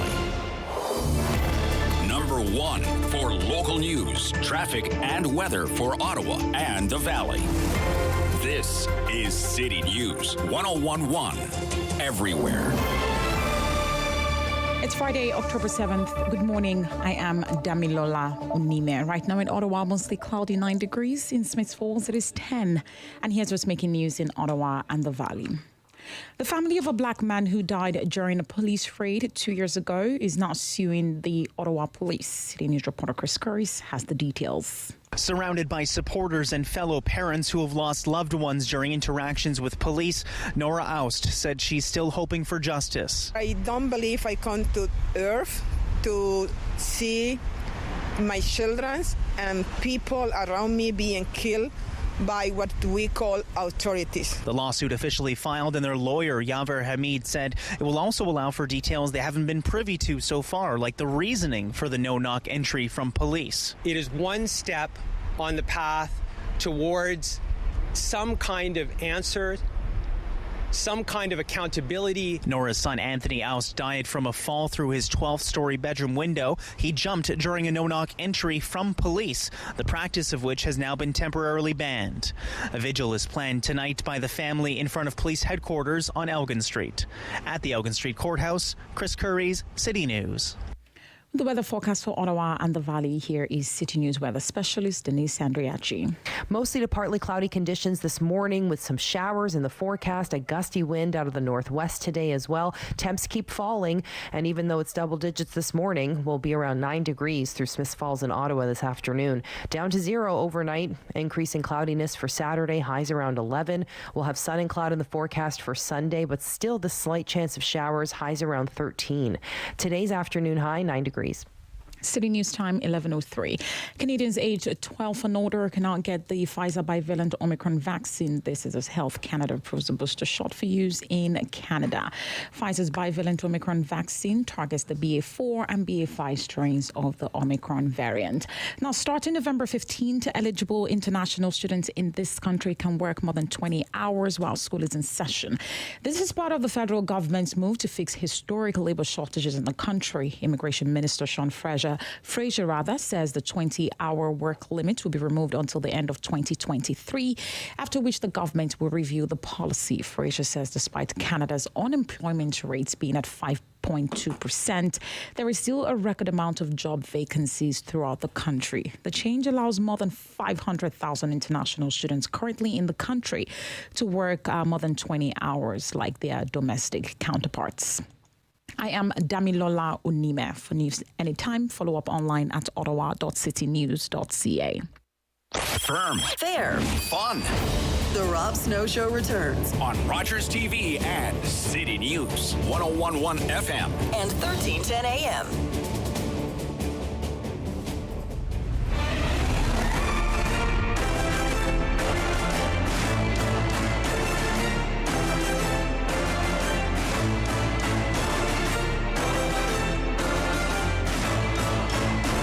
You're going to hear that this afternoon on Sportsnet. And if you can't be near television, City News, your baseball headquarters, Blue Jays baseball this afternoon's first pitch, 4:07 this afternoon. Jays, Seattle Mariners, best of 3, American League Wildcard Series start. So let's start right there with longtime Ottawa sports broadcaster Steve Warne from the Steve Warne Project and the Sens Nation podcast. Welcome back, Steve. Thank you, Rob. Well, I'm thinking back to the earliest days of this Major League Baseball season and asking you, hey, what do you think about the Jays? And you said they're a good team. They're at least a wild card team, and here they are. They're in the wild card series. So, what kind of chance do you give them? I give them a great chance. Great. They've, this has been an interesting season for sure. It's had its highs and lows. It's I think a tribute to the managerial change they made mid-season. Often teams that are going sideways that fire their manager, as the Jays did with Charlie Montoyo, it usually is the end of them. It's a case of, okay, this thing's gotten out of hand, and we make a change. But the neat thing in the sport of baseball, there's lots and lots of time to recover. And with John Schneider, you got to tip your cap to him because there's a guy that, he came in, and if you extrapolate his stats over the entire year, 1-loss record, they're up over 100 wins for the campaign for the Blue Jays. So I do think they have a great chance. They obviously have tons of hitting. I think right now, a couple of question marks right now. You hope Vladimir Guerrero just flicks the switch because last month he was not that good at the plate. Okay. Batted something like .239 in the final month, and you also hope that Kevin Gossman is going to be good to go. He's got a sort of a cut on his finger, a real pressure point where he releases the ball. Okay. So he'd be your game 2 starter if he's good to go, but otherwise they've got to make other arrangements, obviously. Okay. Well, it should be fun. I was just talking to some people in Toronto, and they're excited in Toronto. Like, the city is buzzing about this, so it's very cool. They're all wrapped up in their Jays, which is great to see. So again, 4:07 this afternoon. is the first pitch. So let's get on with it. Senators played in Gander, Newfoundland last night against the Habs. Boy, oh boy, it's so sad for the Habs. Steve, right? I'm sure you do. Man, oh man, I want to have a tag day for them. Winless in the preseason. But nevertheless, a win's a win. It's preseason. Doesn't really mean much, but we'll take it. Your impression of how the Senators are performing so far in these exhibition games. Who's impressing? Who's, maybe not impressing? Give us your sense of it, Steve. Well, I'd say Shane Pinto is the one that comes most to mind to me because he missed the whole last year. And sometimes watching Shane Pinto in this preseason, I think we might have imagined that he missed the entire year last year because he sure looks like a guy who's just had a full year of NHL development under his belt. But he's been so good for the Sens. I think about DeBrincat and Giroux. If you kind of watched the sportscasts, you'd see them talking to one microphone after another, sort of complaining about they haven't figured out their chemistry yet. Well, I think it's safe to say that riddle has been solved. Yeah. And so that's been great to see those guys come together. Mark Kastelik, if you're looking at the bottom six, he's off to a really nice start. I'm interested to see if he beats someone out for a job because I think he should. And Derick Brassard's also been an interesting one to watch because I didn't think he had a prayer. But the organization seems to like what they've seen here on a professional tryout, and he was scheduled to play left wing with Pinto and Joseph. I guess he got sick, but clearly the team thinks there's still something there for him in the bottom six. So, those would be some of the positives, and I think that goaltending right now would be a concern if you're looking at the negatives. And that Cam Talbot went down with a fractured rib, and he's going to be gone for at least a month. He's thinking a month. The team's thinking more 5 to 7 weeks, and so they had to pick up Magnus Hellberg off waivers from Seattle to be the backup behind Anton Forsberg. Okay. I've been really impressed with Pinto. Just watching him play. Last Saturday night, he played. He was amazing. He was great. I believe he was on a line with Joseph for most of the night. And very impressive. Shane Pinto, who, we talked a lot about him last year, how excited we were about him last season, and then he got hurt, and he missed pretty much the whole season, right? So... went down. Yeah, it's an interesting situation in that the way he looks right now, and we always have to have the caveat of it's only preseason, but I mean, he's been, if you're looking at preseason MVPs, Pinto is in that discussion.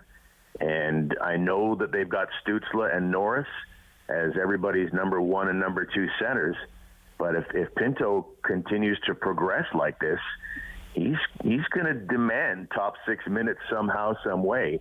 He's going to get power play time, and he's clearly a guy that can put up points. But on top of that, I think he's a better defender than Josh Norris and Tim Stützle is. And that is a case of that's what you need at playoff time. Oh, yeah. We're looking way down the road here. But Shane Pinto is going to force their hand into maybe giving him more ice than they thought they'd have to.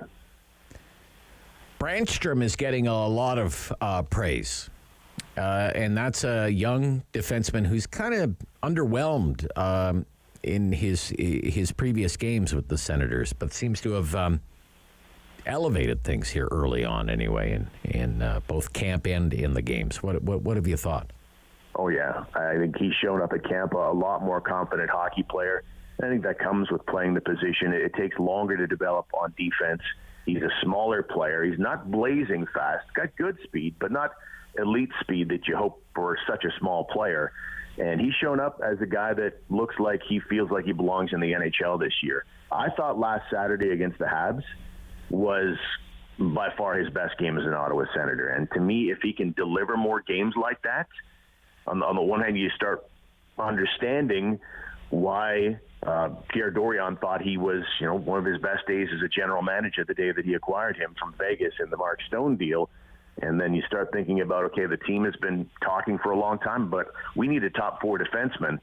If Brandstrom can deliver more games like he did last Saturday, and again, it's only preseason, but if he can, he might be the top 4 answer someday. Steve Warne is with us from the Sens Nation podcast and the Steve Warne Project. How do you say this guy's name? Chikrin? Is that his? Yep. Yep. He plays with Arizona right now, wants out of Arizona, as I understand it, right? Highly touted. What are the chances he's wearing a Senators uniform? Well, there's interest. I don't think there's any doubt about that. I mean, he's got local ties. He's exactly what you're looking for, a true top four defenseman. But right now, apparently, Arizona wants the world. You talk about a Shane Pinto, or maybe you like a Ridley Gregg or anybody else in the top six forwards right now. If you're in love with all those players, bad news for you, you're going to have to give up one of those guys and maybe a first-round draft pick. Like Arizona is asking for the world for this guy, right? And rightly so, because he's a good defenseman. I don't watch a lot of Arizona games. I don't think many Ottawans do, but I like the idea of him. He's 6'2", 220. Everybody thinks he could be a top four guy for the Sens, but there's some downside too, because he's not a right shot, which would be ideal. I wish he wasn't missing 20, 30 games to injury almost every year.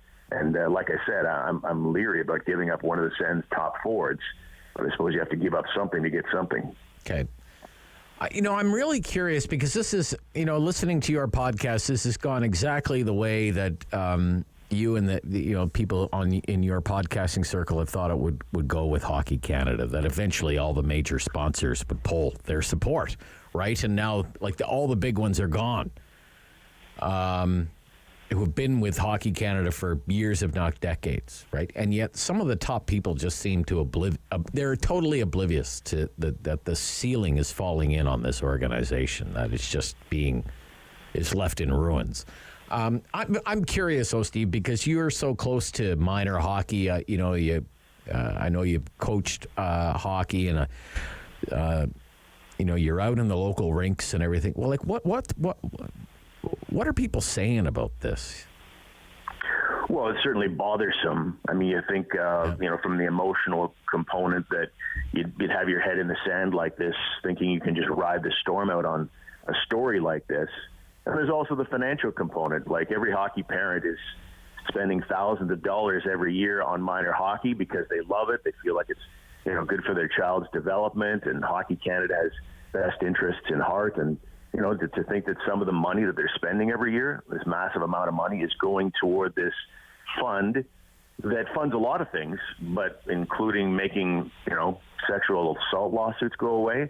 I think a lot of parents are rightly disgusted by the concept. And like everybody else, whether it's governments or advertisers or just the general public, they want accountability at Hockey Canada right now. They honestly, they want heads to roll. They want a house cleaning. They want to see some accountability. Yeah, and they're talking, well, this place couldn't run without us. Well, it will. It's going to. It's just a matter of time now. Anyway, all right. 11:15 here. It is week 5 in the National Football League.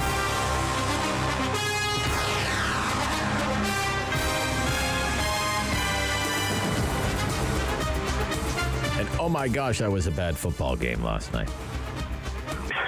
Oh my gosh. What a finish. Like when it's trending on Twitter because the game is so bad. That's how bad it was. Man, oh man, Denver Broncos, Indianapolis Colts. I had such high hopes, as you know, for my team, the Denver Broncos, this season, but they just can't. They have a great defense, but they have no offense. And that game, once again, was there for the taking, but they couldn't finish again. So, well, anyway. I mean, it's not like Russell Wilson is expensive or anything. No. What is it? Like more than $100 million or something like that. They're going to guaranteed money. So. Well, how about the final play? He's got a guy wide open to his right, and he ignores him. He could have walked into the end zone. Anyway. I think I was asleep by that time. Though, who I thought, because I kind of got sucked down the Twitter. There are these kind of like Twitter subtweet rabbit holes that you can go down when you start following hashtags. And RG3 is really funny on Twitter. I don't know if you knew that. Yeah, you should start following his. He said yesterday this game sucks so bad we should all get a year of free Prime from Amazon because. Well, I would make your NFL homework to go back and look at that play at the end of the game where your cajillionaire quarterback in overtime. It's a game on the line. They decide to go for the touchdown and not the field goal. But if you're back there, you're seeing that guy to his right wide open. There's no one within 20 yards of him. You could walk into the end zone. You will not be happy about that. No. All right. Okay. What are the must-see games this weekend, Steve Warne? Well, if you want to get up nice and early on Sunday, I'd say one of your best is the 2-3-1 teams, Green Bay hosting the New York Giants. That should be fun because we all want 9 hours of football on a Sunday. Why not? Right? Yeah, sure. Why not? While you're getting the turkey ready, Steve. Right? Exactly. Yeah. If you're a Sunday Thanksgiving person, for sure. Yeah. I would say I'm a little bit interested in the fact that just down to the Eagles as the undefeated team that's left, and they'll be taking on Arizona. That might be an interesting game as well. And Kansas City on Monday night against Vegas. I'm compelled by Vegas because I think everybody thought there'd be a lot more there than there's been. So I don't think they're as bad as 1-3, but that might be an interesting matchup as well. And by the way, Easter Monday, if you do get that off, there is a Red Blacks game featuring the new coach. Yeah, there's lots of interesting stuff going on this weekend. We get the Red Blacks and the new coach. You got Jays playoffs, college football, NFL Sunday. You've got the Sens winding up their preseason on Saturday. So, best time in the world to be a sports fan. Okay. Enjoy it. Steve Warne, great to talk to you again. You too, buddy. Thank you, Steve Warne. Sens Nation podcast, Steve Warne Project. This is the Rob Snow Show on City News.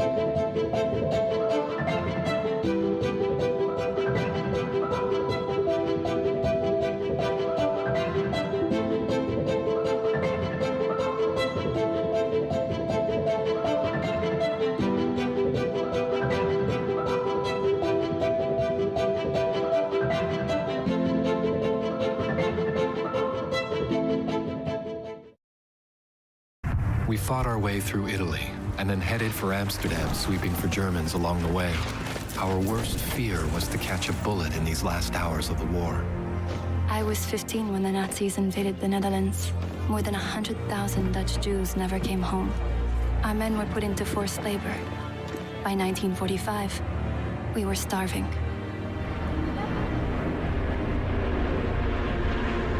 The food drops gave us hope. And then the Canadians came.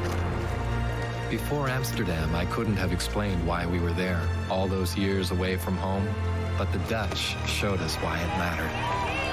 Papa wanted me to bring some soldiers home to thank them personally. And that's when I first saw Wilf. And I invited him over that afternoon. Marguerite Blais married Lieutenant Wilf Gildersleeve. They moved to Vancouver, where they raised 8 children. Today, the Dutch still remember the Canadians who liberated them. Hi, I'm Sahai from The Wiggles, and this is my new book, Something in Common. Join me on an adventure as a camp counselor, helping some amazing children make friends and share what family means to them. I wrote this book with my friends at Children's Aid Foundation of Canada to help children who might feel lonely or like they don't belong. Not everyone has the same type of family, but we all have something in common.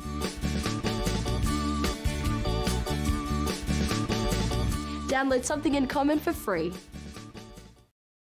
Play 4 games of bingo from the comfort of your own home each Monday at 7 p.m. for your chance to win money from our $2,000 regular bingo or $5,000 super bingo night. Kiwanis TV Bingo, Mondays at 7 p.m. on Rogers TV. What are we doing about COVID? Seems like the communications have been all about how everything's opening up, and yet here in Ottawa we're experiencing our 7th wave, so a bit of a contradiction there.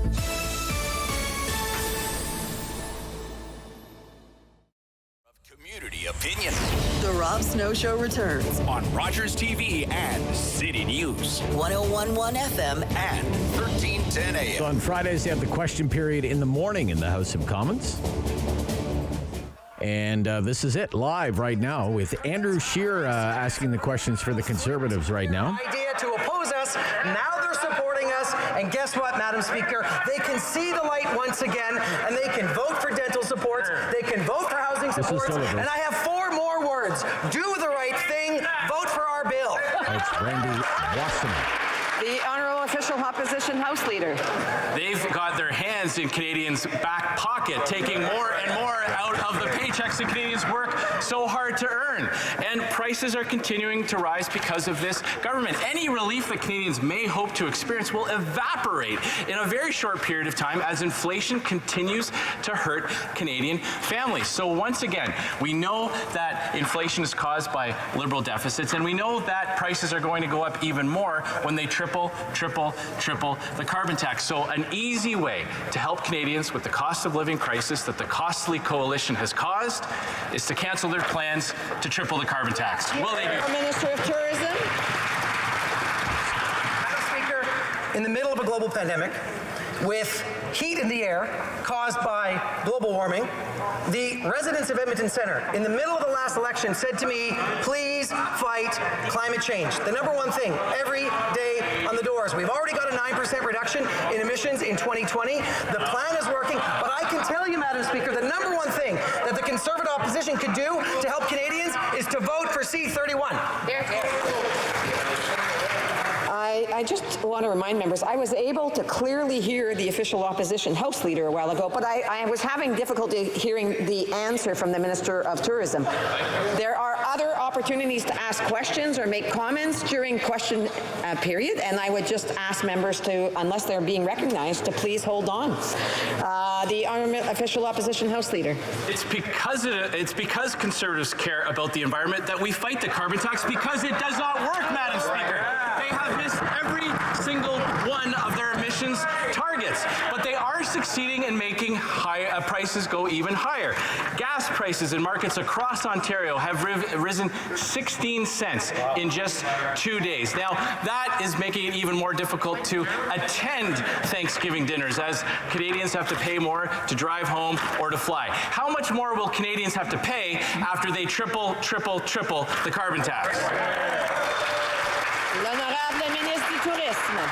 Madam Speaker, the Conservative opposition has a golden opportunity to provide a Thanksgiving gift to Canadians. And to 500,000 Canadians who would benefit from the dental supports that we have put on the floor of this House. Madam Speaker, what is it that the Conservative opposition has against kids in Canada getting dental care? Madam Speaker, they can see the light, they can do the right thing, they can vote for the bill and support Canadian families. The Honourable Member for Louis Saint Laurent. Madam Speaker, this is Gerard Deltel. Major problem for all families is inflation, and they've had to reduce their let's leave that grocery budget. Okay, a little bit of the morning question period. Pierre Poilievre not in the House today, and no talk about tags on YouTube videos in the House of Commons question period this morning, and then that's it. And the MPs will probably start heading to the Ottawa airport and back to their ridings to spend some Thanksgiving time with their own families. Now, coming up right after the 11:30 news, it's Queen's Park Week in Review. We'll focus somewhat on provincial affairs.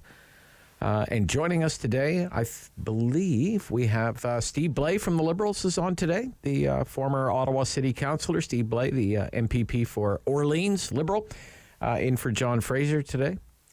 And who else do we have today, David? We have Joel Harden. Is he on today? Joel Harden will be here. Of the New Democrats. NDP for Ottawa Centre. And for the Conservatives? Donna Skelly. Oh, Donna Skelly's back. Is from back the from Hamilton area. Flamborough-Glanbrook is the name. Yeah, the Hamilton area. That's good. Yep. Okay, that'll be a hot one, I think. The thing that we'll talk about is this comment from Premier Ford yesterday. Don't force my hand. Don't force my hand, education unions. And we have CUPE, the union members, the librarians and custodians, administration staff, bus drivers in some cases, 96.5% strike mandate. And the Premier's saying, don't do it. Don't do it. Indicating it would seem that he's going to legislate them back to work. if they do go on strike. So we'll talk about that. And a story in the Toronto Star this week from Robert Benzie, the Queen's Park reporter for the Toronto Star bureau chief, on inclusionary zoning and development charges, considering the elimination of development charges on inclusionary zoning projects. So say, a developer wants to build a 30-story condo building. Inclusionary zoning would mean they would have to provide so many affordable units in there, so-called affordable units, and there's a formula they use to figure out what's affordable and what's not affordable. In order to entice builders to build more of those affordable units, they're looking at waiving development charges on those projects. The thing is, it's causing some anxiety municipally because that's a source of revenue for the municipalities. And it's going to be an important issue in the final couple of weeks of our municipal election campaign. So that's coming up. Queen's Park Week in Review right after the news here on The Rob Snow Show on City News. Hello, I'm Jim Deeks, host of Canada Files. I hope you'll join me each week for interesting and informative discussions with some of Canada's most impressive people. Every year, dozens of Canadians are killed or seriously injured because they take risks around railway tracks. Talk to your loved ones about rail safety. Visit stoptracktragedies.ca. I think our schools need better resources. Teachers need to be paid better. I think that there should be programs for Black people that prioritize our needs, and I think the curriculum needs to be adjusted to reflect all peoples, not just one kind of person. And they should also invest a lot of money in programs, after-school programs that are not relevant in 1990, but are relevant today.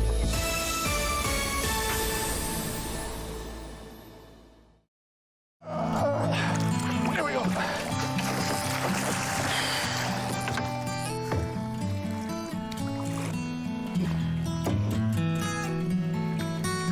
Hey, going back in, okay?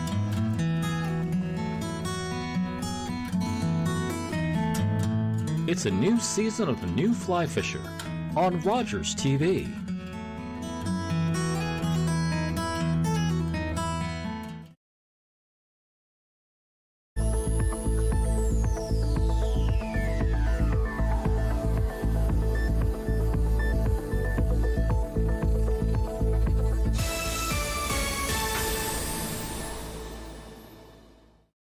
The houseless crisis, because it really is a crisis down here on Rideau Street. There is not enough shelters for men especially, and we need to be helping our most vulnerable.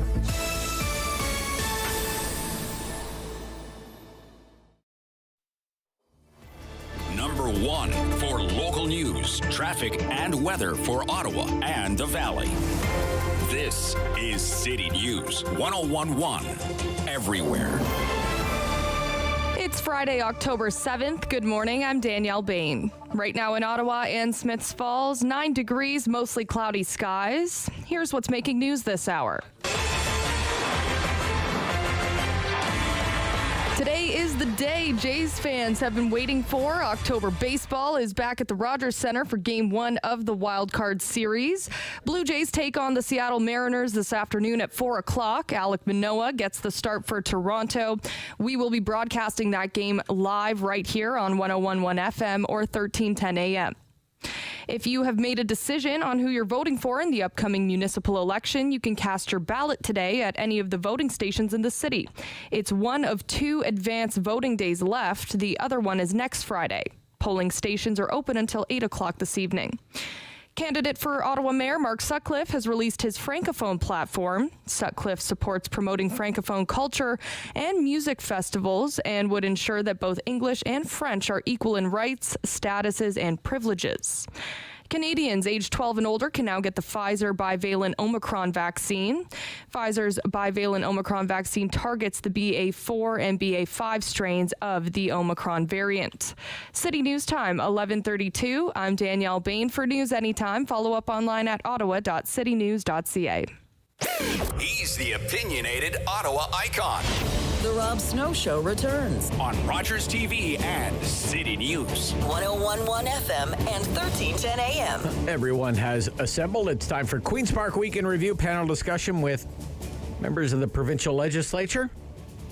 Joining us today, Flamborough-Glanbrook is the riding Progressive Conservative, Donna Skelly. Welcome back, Donna Skelly. Good morning and an early happy Thanksgiving. And you're in Hamilton today? I'm in Hamilton, a very cold Hamilton. Yeah, it's a little in Ottawa. Yeah, it's a little chilly and wet in Ottawa. Maybe Joel Harden can give us the weather forecast. He's in Ottawa Centre right now. The Democrat, Joel Harden. A little cool. Hey, Rob, same forecast as yours. Yeah, a little cool. Stephen Blais is the Ottawa Orleans Liberal MPP. Stephen Blais, welcome back. Good morning. But not in Ottawa today? No, in downtown Toronto, where it is cool and looks like it might start to rain shortly. What are you still doing in Toronto? You going to the Jays game? I am. I came. Oh, are you really? I came for some other stuff yesterday, but I am. I was able to get a last-minute ticket for the game. Good for you. Good for you. Enjoy that, Steve. Enjoy that. It'll be fun. Okay. Premier Ford this week pleaded with education workers not to go on strike, but refused to say if he would use back-to-work legislation should they walk out, because CUPE members, 55,000 librarians, custodians, administration staff, voted 96.5% in favor of a strike mandate. Don't force my hand, he said. Joel Harden, what do you think of the Premier's remarks? Here we go. You know, we heard the Premier say, Labor Day, I'm for workers, I love workers. The moment the lowest paid education workers in the system, Rob, ask for a government that is sitting on a $2 billion surplus for $3.25 extra an hour, he lowers the hammer. He threatens back-to-work legislation. But I think he's overplayed his hand, Rob. This is a union that's proud of its work. The public supports them. If they go on strike, I will be supporting them. Okay. Donna Skelly? I was there when the Premier made those comments, and believe me, it wasn't a threat. What he's trying to do is to keep everybody at the bargaining table, whether it's CUPE or any of the other teachers' unions as we get into negotiations. The reality is kids have seen disruptions over the past 2 years, and I'm hoping we all are going to put the health and future of our students ahead of everything else. And we have to keep them in the classroom. We have to keep the schools open. Mm-hmm. We don't want to see a disruption. And that's the message he was sending. He is saying, let's all be adults and stay at the bargaining table until we can hammer out a deal. That is the bottom line. And I hope that for once people actually are putting the future of our students ahead of everything else. Okay. Steve Blais, the Premier said, don't force my hand. What do you think that means, don't force my hand? Yeah, that is absolutely a threat, and what Donna just said is effectively a threat. Look, I'm a parent. My son goes to school. I know Joel has kids in school. No one wants school to be disrupted this fall. But the choice that the government had, the opportunity the government had, was to negotiate fairly, to present options that were fair given the situation we've just come through and the rampant inflation that we're currently going through. And instead of staying at the bargaining table, instead of negotiating in good faith, the Premier went out on television in front of a microphone and brought out the giant hammer. It's an ultimatum. Hang on a sec. Do the deal we're giving you, or you're going to force my hand and force you to go back to work. That's not how you negotiate fairly.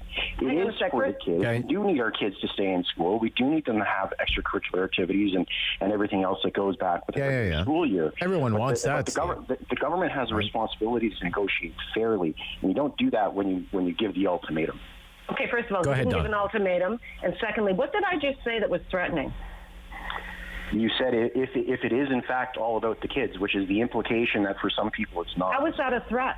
I said if it's about the kids, you stay at a bargaining table and you hammer out a deal. It's the implication, Donna, that some people have an alternative agenda, which is what you and your government have been trying to persuade people of for some time. What I'm saying is if it's about the kids, you stay at the bargaining table and you hammer out a deal. There hasn't been, how many years have we seen time after time after time unions pick a fight with regardless of the government? there is a strike Donna, by these teachers. come on. Hang on a sec. Donna, what does Joe and we end up, mean, and it's not about the kids. We are saying these kids have gone through heck for the last 2 years. They haven't been in class. We want them in class. And the premier did not go out on television and threaten Bring the hammer or send an down, is what he ultimatum. said. Bring the hammer was down. asked a question at an announcement in a transit funding announcement. And there's any number of ways you can answer the question. One at a time. Sorry, one at a time. There's Yeah, any Joel, number go of ahead, ways you can Joel. answer the Go ahead, question. Joel. Go ahead, Joel. Well, look, yeah. I mean, that's another group of workers the premier may be pushing on strike soon, Rob, the GO Transit people in Toronto. I mean, what's wrong with this guy? I thought he loved workers. I thought he said we're working for workers.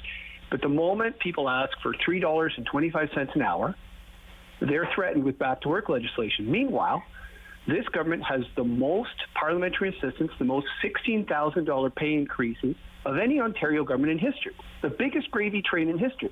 So Doug Ford has to decide what side he's on. If he's willing to spend the $2 billion surplus we have in Ontario on people who deserve an increase after 10 years of being held back, who are going into schools when the pandemic was on, cleaning them, helping kids with disabilities. Look, pony up. Pony up for your rhetoric. If you support workers, pay them appropriately. We are ponying up. We are. We have spent more money than any other government. We did not. We did not. $800 per student. Just because you say it doesn't make it a reality. No, the estimates we have spent more money than any other government. It is true. Absolutely. It is absolutely true. It is absolutely true. False. It is true. It is true. Okay. We've hired nearly 5,000 more additional frontline staff, more EAs, more custodians, more educators. We are committing $365 million, which will go to direct financial relief for parents. We are putting in an extra $100 million for special education for our most vulnerable students within our schools. We've spent millions and billions of dollars on upgrading our schools. But the reality is we're doing this because we care about our staff and we care about our students. Okay. Come on. Okay, I know we're getting you. I know, Joel, you're hammering away on this, whatever it is, $3.25 an hour, right? But it's 11.7% a year.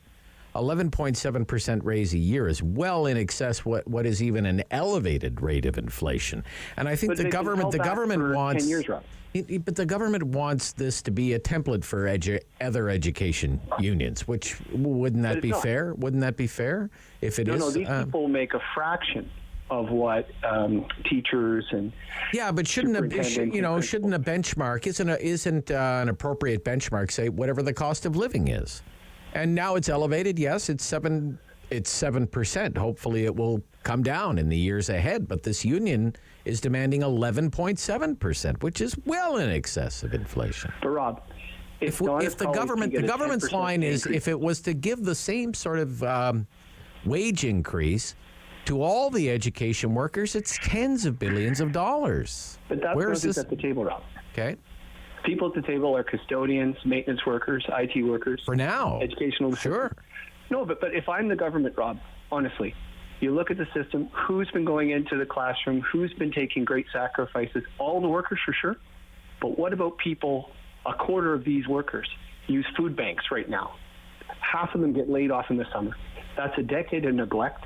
Donna's government has a chance to make good and to not threaten them with back-to-work legislation. They should pony up. Okay. Steve, did you want to jump in there with another comment on this? Just to your point, Rob, certainly 11 or 12% is a lot to be asking for, but there's a big gap between what the province has offered and what they're asking for, and that's why you stay at the table to negotiate, is to get to a solution that is reasonable, that is affordable, that addresses the economic needs these employees have, and keeps our kids in the classroom. And unfortunately, you've got the radical element in the NDP, and you've got the conservatives who don't want to do anything. We need balance, and we need balance to make sure that our kids can stay in the class. Right. This from a liberal. That's you radical, Joel. That's all I'm sure. I bet you he wears that. He probably wears that with pride. No, look, I want to get into another issue before our commercial break, if you don't mind. And it's really interesting that we have Steve Blais with us today, a former city councillor. Donna, you used to be on the city council too. Yes. In Hamilton, right? Yes.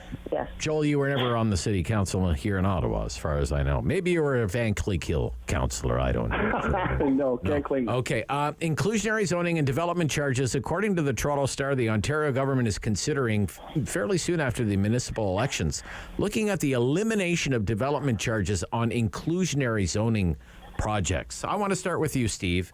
We have a lot. We're in the middle of a campaign right now. 2 weeks to go, 2.5 weeks to go. A lot of people on the progressive left really want inclusionary zoning projects, are promoting inclusionary zoning projects, that if a developer is going to put up a development, that a certain amount of square footage has to be set aside for affordable housing. And it seems as though the Ontario government's on side so much so it would force the municipality to eliminate the development charge on a project like that, which can be tens of thousands of dollars per unit and is a revenue generator for the municipality. In Robert Benzie's story, there is concern expressed by an official in the Toronto municipal government. How are they going to pay for infrastructure if they don't have development charges, even on inclusionary zoning projects? But I'd like to know what do you think of this idea of getting rid of development charges if there's inclusionary zoning, Steve Blais?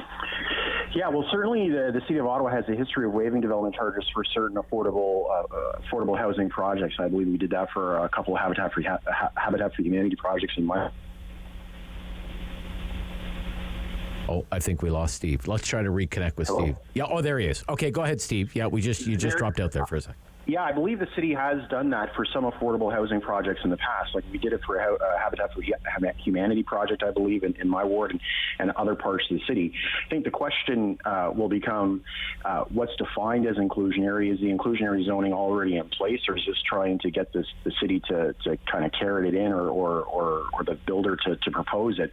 And it could punch a giant hole in city's finances, more so probably in a city like Toronto that has a lot more condo and apartment building in the downtown than in Ottawa, but you really have to be mindful of what that hole will do. And remember, development charges are collected to build roads, to build sewers and water systems, to build sidewalks and the infrastructure that supports new people.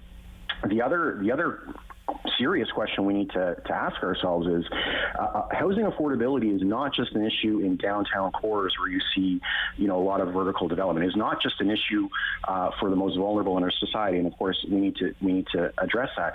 But there are lots of middle class couples who are making $60,000-$70,000 a year, which is a very good salary, who together still can't afford to buy a house in Orleans or in Barrhaven or any part of Ottawa. We need to make all housing options more affordable. The government hasn't really addressed how they're going to help those middle-class young families, young couples get into the housing market. Okay. This might be a good option for vertical developments in the downtown. It won't address housing affordability in our suburbs. Donna Skelly. Well, and I'll continue along that train of thought. The fact that we want to build 1.5 million homes over the next 10 years will address the housing shortage and hopefully at least bring homes, the cost of homes to a level that families can afford to enter the market. Whether we get rid of the development charges or not, I mean, it may be up for consideration. We're looking at everything to get these homes built. We have to expedite the process. We have to encourage developers. If the development charge is waived, first of all, when you do have a development charge, it's all passed on to the consumer. So it's just going to, no developer is eating any of these charges. They're all passed on to the consumer. So that impacts, obviously, the price of the home. But if they are waived, there's a way of recouping that, of course, if we collaborate with the federal government and tap into their fund that they've announced recently. I think it's the Housing Accelerator Fund. We should be in line for about 40% of that money. It's a $4 billion fund, and we can work with the municipalities and the federal government to ensure that funding can flow through to the municipalities, perhaps to address, the difference in terms of eliminating. Now, I am just suggesting this. I'm suggesting that everything is really on the table because we have to do something. And the Premier has said, Minister Clark, has been working at figuring out how we can build these 1.5 million homes. And you'll see some announcements. I'm just wondering how the left is going to square this, Joel Harden. I'm sorry to cut you off there, Donna. The left, for example, in this city, we have candidates running in our municipal election. Inclusionary zoning should be mandated. It should be the law, okay? And also that development charges aren't high enough. They want them higher. They think developers aren't paying enough in development charges, and they should be hiked. Whereas the government says they should be waived in order to incentivize a developer to provide more affordable housing. So how are we going to square this circle, Joel? Well, we have to stop parceling out gifts to developers, Rob. I mean, this should be called the Mario Cortellucci law or the Roger Greenberg law. Right. This approach we've had, relying on the big developers and the kindness of their heart to maybe, please, would you consider build affordable housing, doesn't work. We keep having, very lovely glass buildings all over Ottawa Centre here. They look very nice from streets, but who's going to be able to afford them? Could an entire family move into them? We need a much more proactive approach to housing. I agree with the target of 1.5 million homes over the next 10 years, but Ottawa uniquely has a lot of unutilized federal public building space in the downtown. And we urgently need to study how that could be repurposed with skilled trades, with a lot of skilled labor in this city, engineering, architectural talent to get people homes. This is the urgency I feel for it, and more gifts for developers, that's not working and it won't work. A gift? I don't know. Anyone else? If you're not paying development charges, it seems to be the way of the world. Like, look at Lansdowne. Lansdowne was supposed to be a success. Right. It's $150 million in debt. At the 11th hour, they show up with a 2-building proposal they didn't consult anybody on. It gets approved. I mean, it's almost a joke, really. Okay. We have to decide who to vote for cities, politicians, and developers. Lansdowne doesn't have enough housing on it. That's the challenge with Lansdowne. That was the challenge from the beginning. And the reason it doesn't have enough housing is because downtown NDP councillors fought it. The businesses that exist at Lansdowne need the foot traffic from people who live there in order to survive. That's the reality. But Steve, if the proposal was good, they should have shopped it to the community first. They can't just impose it at the 11th hour. I've never bought that. You have see, that's the glebe mentality. That's the Ottawa Centre mentality that Lansdowne belongs to the glebe, and Lansdowne doesn't belong to the glebe. Lansdowne belongs to all of Ottawa and really all of Eastern Ontario. I agree with you. Yeah. But look, if we're going to build in the downtown, let's be above board. Let's give people time. I'm not an NIMBY. People aren't NIMBYs. We want housing that works, but all the development community in Ottawa wants to build is expensive housing. So how are we going to deal with something else? Well, the thing is, municipal councillors keep making housing more expensive by constantly increasing the development charges.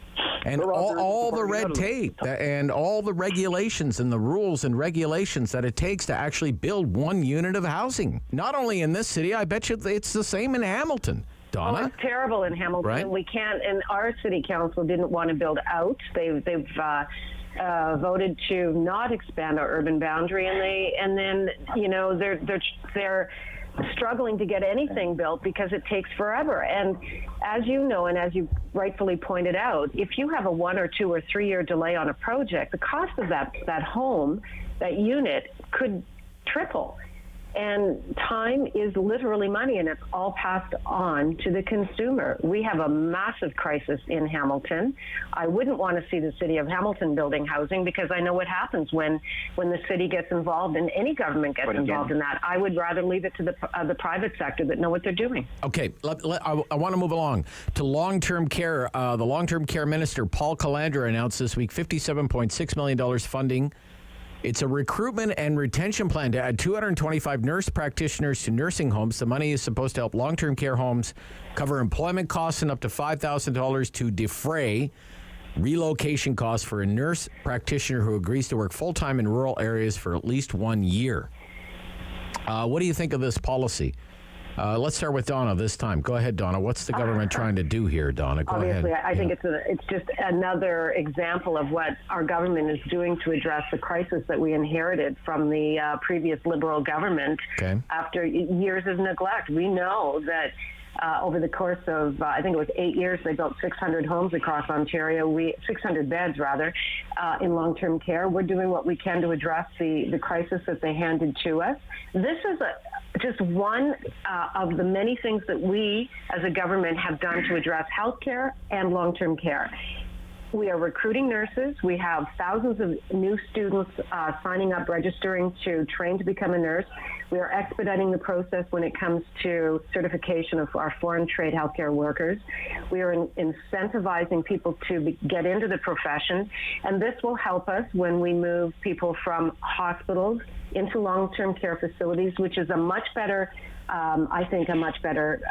situation for people who should be in long-term care rather than in a hospital. Free up the hospital bed, move them into a long-term care facility, and then encourage more nurse practitioners to work in these long-term care facilities so that we can provide better care and the 4 hours of care that we committed to. I bet you Joel Harden is going to say, here we go, $57 million to long-term care home operators, private long-term care home operators. That's what you're going to say, right, Joel Harden? Well, not exactly. Not exactly. Okay. I'm from rural Ontario, as you know. Right. So if we're going to invest money to incentivize people to go into rural Ontario, I like the thrust of the argument. But the point you just made is where I'm going next.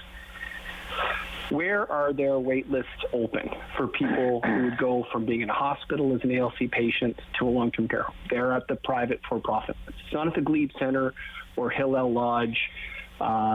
These organizations in our community that do great work and a huge wait list, it's at the private for-profit places. So my challenge to Donna and the government is, what is the home care plan so people could be discharged from hospital to their own home with that nurse practitioner in a rural setting, in a suburban setting, in a rural setting? Most people I talk to, Rob, they want to live at home safely. And if we incentivize people to get into nurse practicing, PSW work, paid them well, regular hours, we could do it. That's what I think we should do. Last word to you, Steve Blais. Yeah, look, Rob, there's no doubt that we need to get more support workers. We need them in rural and remote communities in the north. We need them everywhere. But we also need to start investing in home care so that people can grow old and live with dignity close to their families. This government's taken a long time to wake up to the idea that the challenges in long-term care need to be addressed. I hope they start to take it seriously because we've seen firsthand, unfortunately, how the neglect in the home care system has ended up treating our parents and our grandparents. Okay, that's all the time we have for this week. You've been very generous with your time. Happy Thanksgiving, everyone. Happy Thanksgiving, Rob. And thank you for all the work that you're doing on behalf of your constituents. And we'll speak soon. Enjoy your families. Happy Thanksgiving, everyone. Bye-bye. Yeah, Donna Skelly, Stephen Blais, and Joel Harden, all MPPs from the three main parties. I'm Rob Snow. Have a great long weekend. We're back on Tuesday here on City News.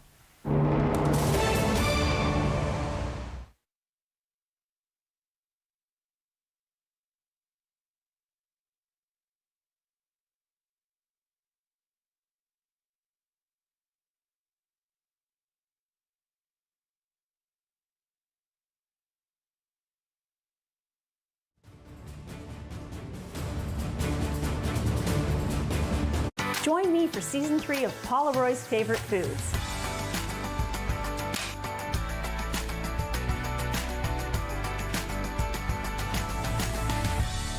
Whew, that was a lot. I think I need a nap. October 5th, 2014, my daughter was hit by a train. She was walking along the sides of the tracks, and it shattered her world. It isn't the heavy trays that make the job difficult, or the fast pace you need to keep up. It's not working another double because someone called in sick. What makes the job tough is the moment you realize a customer has had enough, and you have to make that decision not to overserve. Refusing service isn't personal, it's the law. We know it's not easy, but we're counting on you to keep us all safe. Thank you, servers, for doing the tough job. Think it's okay to drive high? Think again. Drug-impaired driving is as illegal as drunk driving, and in Ontario, the penalties are the same. If police suspect you're driving under the influence of drugs of any kind, or a combination of drugs and alcohol, and you fail a roadside test, your license will be suspended immediately for up to 30 days. You'll pay a penalty of $198. And you can be charged with a criminal offense of impaired driving, the same as alcohol. Driving high is never okay. Do you have something to share? Let everyone know about your next meeting, your need for volunteers, or your fundraising event on the Rogers TV Community Billboard. Send us your words and we'll bring them to life on Rogers TV and rogerstv.com. When it's time to spread the word, go to rogerstv.com to add your announcement to the Community Billboard. Enjoy the fresh outdoors. Play an important role in the lives of school-age children.